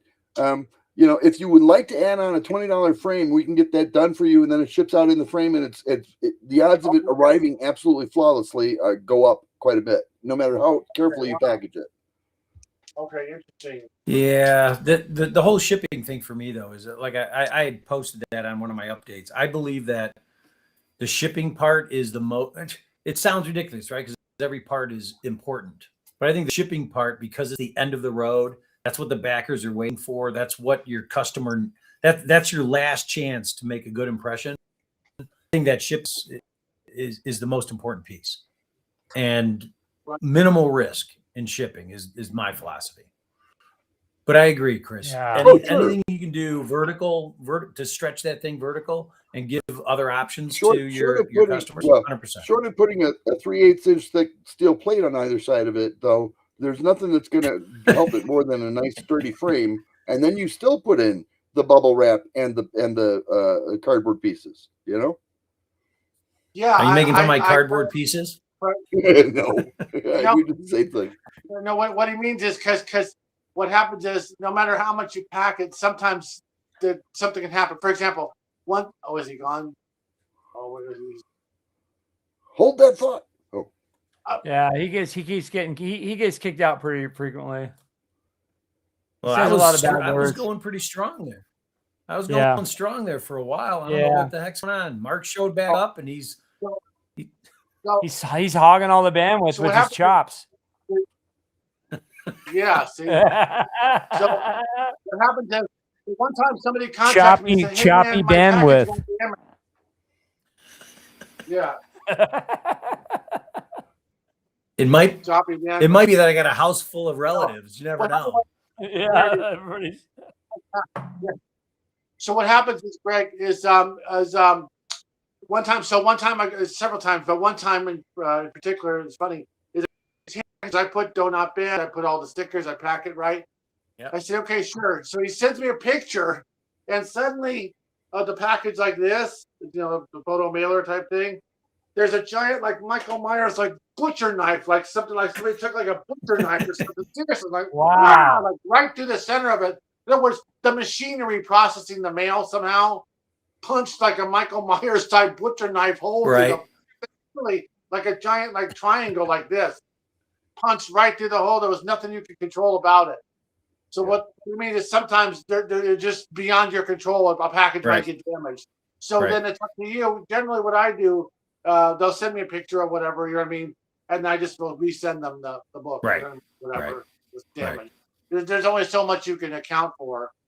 Right. One guy said, don't put on there do not bend, because if you do, then his mailman will intentionally bend the package, he said. So anyways, but yeah. Quality employee right there. Also, did you see you got one returned, right? I did, from Canada. Okay.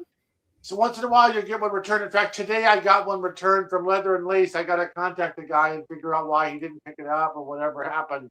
But so that will happen too. You'll get once in a while a few come back because they couldn't resonate. Right.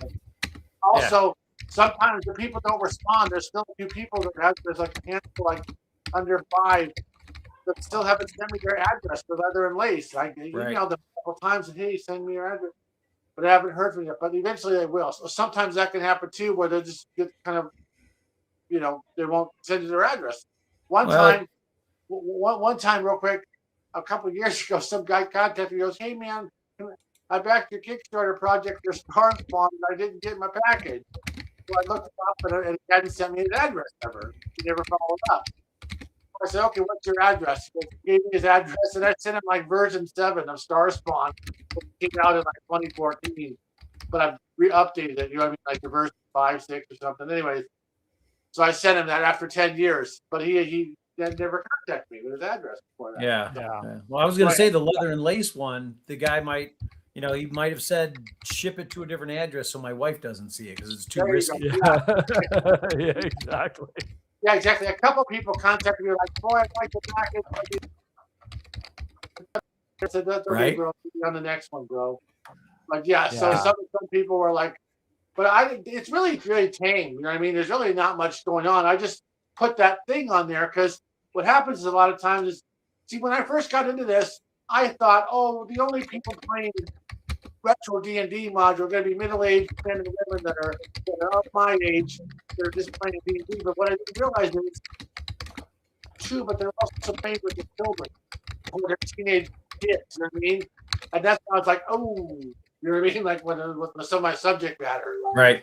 And that's why I put on the thing like M for mature, those kind of symbols, so that kind of takes care of that. But anyways. Yeah. Well, guys, originally that's why I thought it was just people my age. Well, no, I was gonna say, guys, we're coming up to the 3-hour mark here. So we're halfway. We're halfway in. Does anybody got to take a bathroom break? Nope. Oh, okay.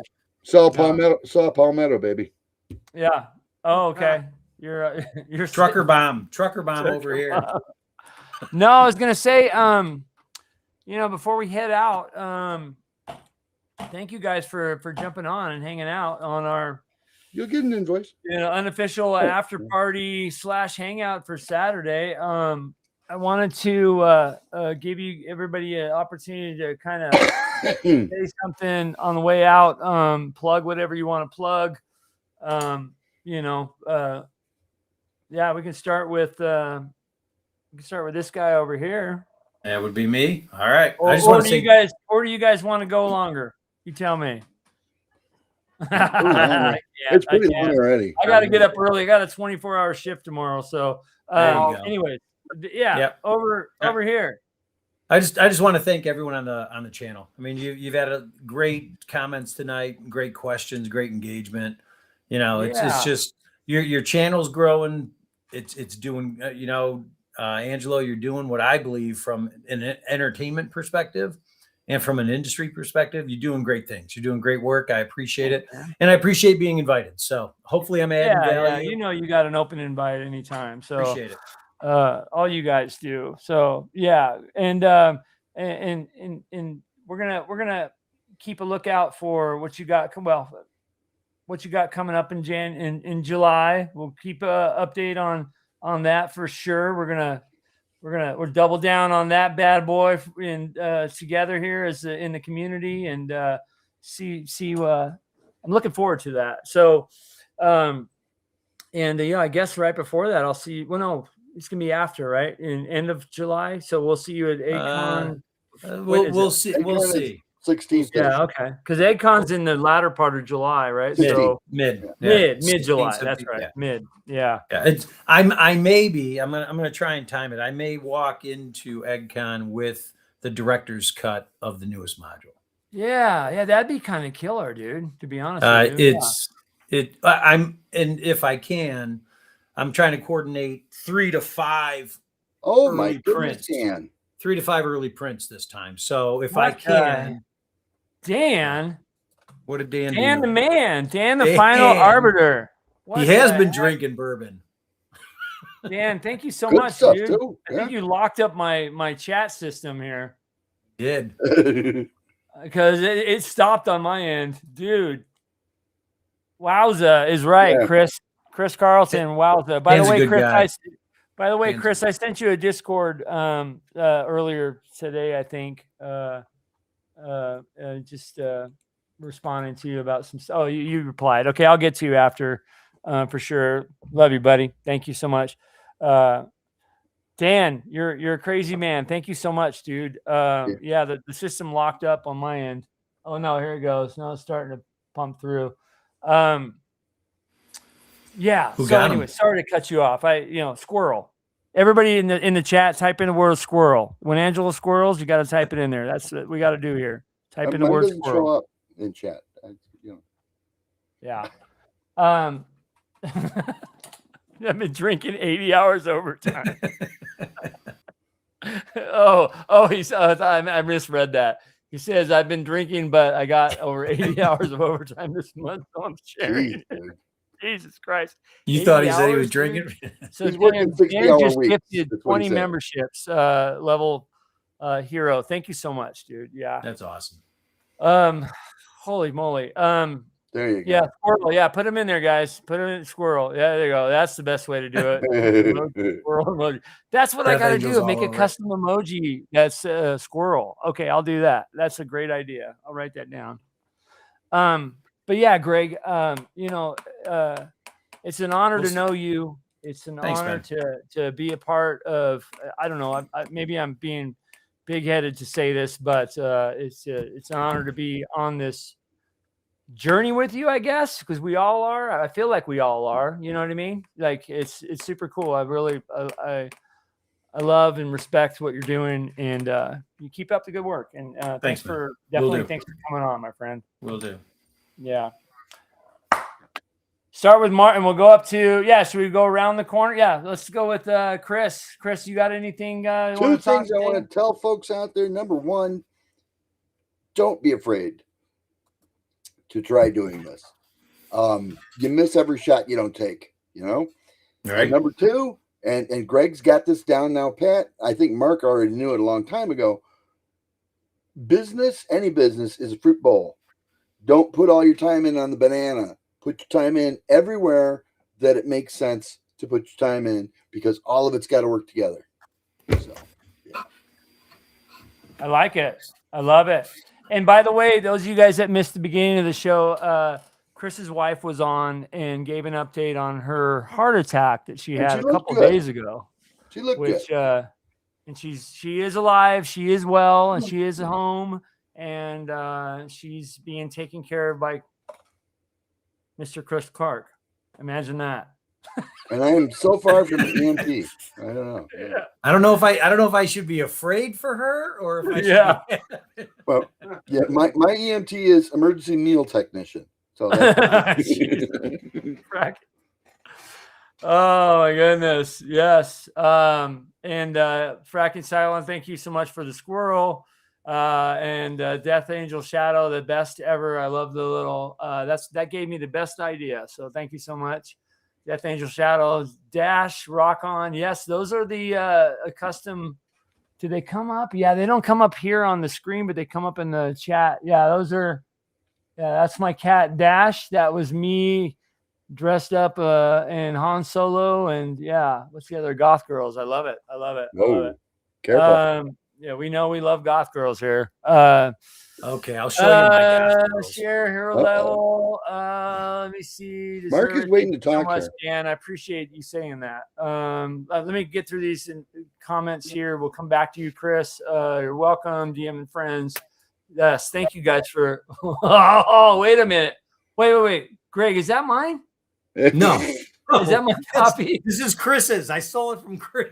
Oh, well, if it's from Chris's, then that's mine. Because everything at Chris's. You're right. Sorry. Never mind. No, I don't look at other women. I married a lawyer. I just don't even look. It's not worth it. Yeah. Yes, that's a good idea. I will add it to my Discord channel. By the way, I'll put the link there for the those of you guys interested. Go into the notes, the description of this this video, and there's a link to Discord if you guys want to join us on Discord. Most of us are on there. We hang out and do some stuff, so it's fine.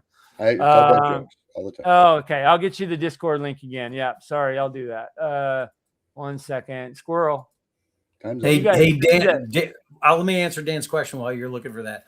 Dan, that's a limited pencil art, black and white line art for a comic that is in the frame behind that. I've already forgotten the name of the comic, but I bought a comic with that limited line art. So the first trip to a new comic shop here in Illinois.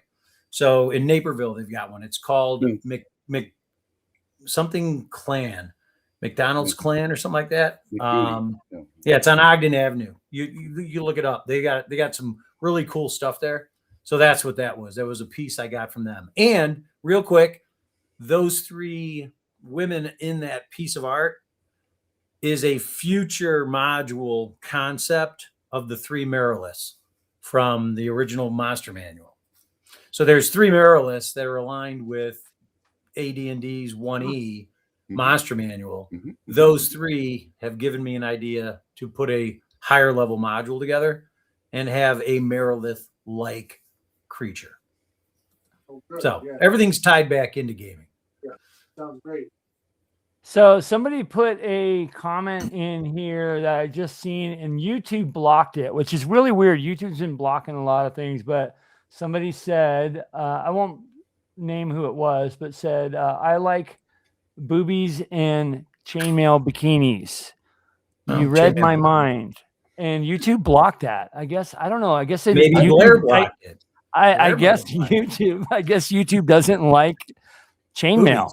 I thought the one looked just like my daughter, so I'm almost offended. What the hell? How dare you? Dan says, wait, almost. Wait, what is that? Legally identifiable, looked like a piece of art. It was, yeah. Don't see the additional link in the description, but already in it, just helping the others out. Yeah, I just put the Discord in there. It's not in the link. Okay, sorry. I'll make sure it's in there next time. Holy Rousey just oh my god, arm bars. Oh my god, did she tap out? Watch that afterwards. Did Carano tap out on the arm bar? She tapped out on the arm bar. Jesus. Yeah, Rousey's pretty. She's yeah, but she's what is she? She's pushing, I'll go watch she 42. Is Rousey 42? Yeah, they're both around. I think they're both around the same age. And they both weigh the same. What is it, UFC or what? Yeah, no, it's an MMA fight. Yeah. Super hype on that one. Yeah, it was a lot of hype. So in 7 seconds, holy crap. Tapped. Yeah. Oh man. Wow. Gina's my girl too, man. So Fight over less than 10 seconds. Are you familiar with Frank Frazetta? Oh, here we go. Yeah, he's got another one of your books. Not Frank Frazetta. Never mind. Okay. Gina Carano's she lives here in Montana too. Okay, I'm gonna have to go watch 39. it. In 39. Carano's Yeah, okay, 40. yeah. Rousey's 39 and Carano's 44. Yeah, that's right. That's about Wow. right. They're about the same age. Perfect age. I love it. Yeah. Well, the good news is they both get a big paycheck and they didn't have to endure any fighting. Well, Yeah. hopefully Carano's not seriously hurt. Armbar? Oh, she Nah. tapped out, so it didn't break Yeah. anything. Yeah, okay. Yeah. Yeah, Cara Dune. Yeah, I loved her in Mandalorian. That was a stupid thing that Disney did. She was such a big attraction to that show. Right. Really. Don't get on Disney. And she won her lawsuit too. So Yeah. for her. Don't get on Disney. Yeah. Bunch of morons. You mean Yeah. don't get on their cruise ships? Don't get on there anything. I used to do Yeah, Disney not every 3 surprised with years, Ralphie. dude. Yeah. Man. Wait. Well, hey, thanks a lot for the spoiler, Dan. But thanks for everything, actually. But thank you for the spoiler because I was going to go up and watch it. But Mark needs to say his final thing, Carrie. you saved me a second set. You saved me 7 seconds. So does Put anybody Mark know? on the hot seat? Does anybody know any songs from the band 7 Seconds? No. Anyway. No. All right. Anyways, so Mark, let's so anyways, let me go back to Chris's parting words. Chris, love you, buddy, and take care of that woman over there. And Yeah. I'm sure I'll talk to you tomorrow. You How's will. that? Chris and I chat probably every single day. Video, Facebook video. He sometimes he'll call me. Should I tell him? I don't No. Yeah, I probably shouldn't. All right. Yeah. All right, tell us. Yeah, he sometimes he's in front of his computer wearing no shirt. What? How come we don't get to see that? Does I have a he big pay your Dogfight star therapy right bill here. too? Yeah. So. Oh, now there's a bunch of people back because the fight's over. Okay, we got to keep going. All right. 3 more hours. anyway- I actually need to. No, you scoot, don't. but No, don't. You're lying. You're lying again. I needed to scoot 10 minutes ago. Mark, talk to me. So real quick, so I'm glad that your wife is doing well and getting better. Oh yeah, she's And good. good. I will reassure everyone quickly. Okay, so she came out of surgery and said, the surgeon told me I had a major heart attack. I said, well, that's funny because the head of the department came out and said you had a very minor heart attack and it's all taken care of and you have 0 actual damage to your heart muscle. That's good. So your recovery should be fine. And if you can manage to get your, pardon me, let's just say excrement together, you may never even remember that you had a heart attack and you've got 20 more years to go, but you kind of need to get your excrement together. Yeah. So Yeah. I take terrible care of Well, myself, they're but you gonna know be- what? I sweat every day. I go out in the yard, I work, I sweat, and that's the key. Yeah, I'm telling you. I've been doing a Yeah. 30-minute walk every day too. Yeah.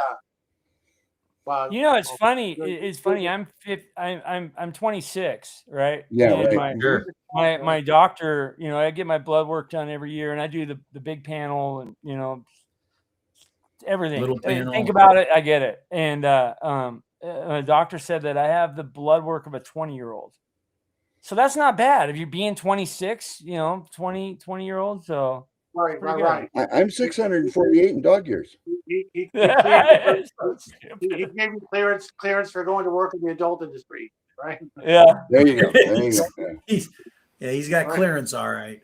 You got clearance. for Yeah. your Are you saying me? Yeah. Well, you're in Hollywood. You're in Hollywood. Do you have any hookup? I don't have. You got anybody you can hook me up with? Oh yeah. I'll get you Where's the connection. Blair? I'll make a few phone calls, kid. I'll put my cigar in my mouth and I'll make a few phone Yeah. calls for you. Right. They'll block you. YouTube will block chainmail bikinis, but they won't block you two. Oh wait, here's another block comment. Let's see if Breasticle's channel is chainmail is acceptable. It blocked you, dude. It blocked Mark. It blocked and I just unblocked it. The Breasticle's comment. Dan, you also said, dude, I could have lasted longer. Oh my god, I'm not gonna unblock that one. Dan, I love you, dude. That's a good comment. He just I will lied. keep that to YouTube's discretion. Yeah, you know, I agree with you on that comment too, by the way. Yeah, 7 seconds. Yeah, totally.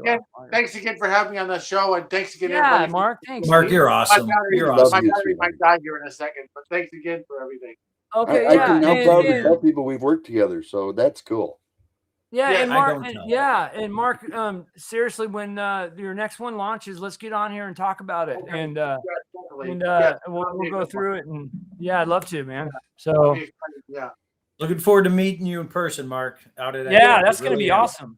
Yeah. Yeah, definitely. But he's going to ask you 15 times about how you get the chops out that big. I'm telling you. Yeah, He's jealous. He's jealous of the chops, man. I'm telling you. Maybe I'll start growing them and I'll catch up to you by the time I get Yeah, there. there you go. Yeah. Then I can get you. are in the you, Mark? Are you on the west side, or where are you at? I'm in Glendale. Oh, you're in Glendale. So- Okay, because I used to live in Pasadena. That's Oh, where okay. before I I'm a moved little here, bit I further, lived in yeah. Pasadena. That's right. God, I we Yeah. should used have hooked up to when I live in was out Benson there. there. So Long time you know what I was gonna say is I'll be out in the LA area at the end of June for work, so we'll hook up out there. Yeah, definitely. Yeah. Yeah, Okay. after North Texas, I got to go for work for a week, so ugh. yeah. Our LA office is out there, so Did they I'll block be the out. W word or no? Okay. What's that? They should block the word work. I mean that's almost blasphemy. Yeah. You know.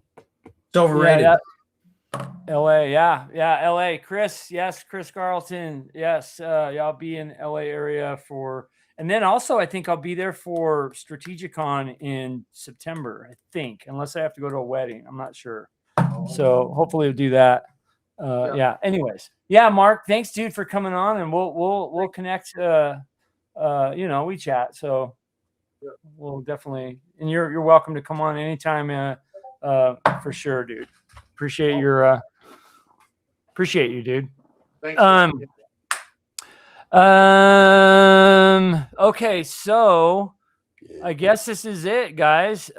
We did hit the 3-hour mark. Mark, no, pun intended, right? Yeah, Mark's sideways. Hey, Mark's in LA, so he's sideways. So yeah. Okay. And frozen. We hit the 3 Oh, hour dude, mark and then everything went sideways. I got to screenshot this. Okay, ready, guys? 1, 2, 3. Screenshot. Okay. Jesus, what the hell? Bada-bum. There you go. All right, I'll post those on Discord.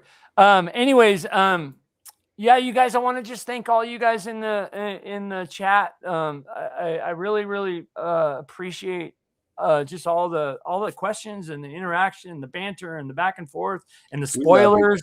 Yeah. Dan, and I also really appreciate all the membership gifting you guys did. That was super cool. Yeah. I will want one plug in for the channel real quick. I'm starting to release videos early to members only, 24 hours ahead of time. I can't do that with the collabs because it's just a YouTube thing. But you will get, those of you guys that are members will get just a little perk. And I think in 2 weeks we are going to be doing the drawing for this module right here. It's a play copy for B3. So all the members are if you're a member, you're added to this lottery. I guess, somebody yelled at me online and said, if you have to be a member to do it, it's not called a giveaway. It's a lottery, okay, whatever. So I guess I'm a bad guy. So anyways, it's just my little, token of thank you for being a member here. A couple other things, kicking around ideas for membership. Talking about doing some other things. So keep your ear open. I'll be announcing some cool stuff that we're going to do here. I just got to get my head wrapped around it. So anyways, thank you guys again for being here. Yeah, we lost Mark. Thank you guys again for being here. And, God bless everyone. Take care of each other. Do you want us to go look for Keep Mark? gaming. What were you going to say? Do you want us to go look for Mark? Or? Oh, You lost him Mark's phone probably died. Yeah, keep gaming, guys. Keep rolling those dice, and till The next best is time. yet to come. You bet. All right, guys. Bye bye. Good night, everyone. Good night, everybody. Thank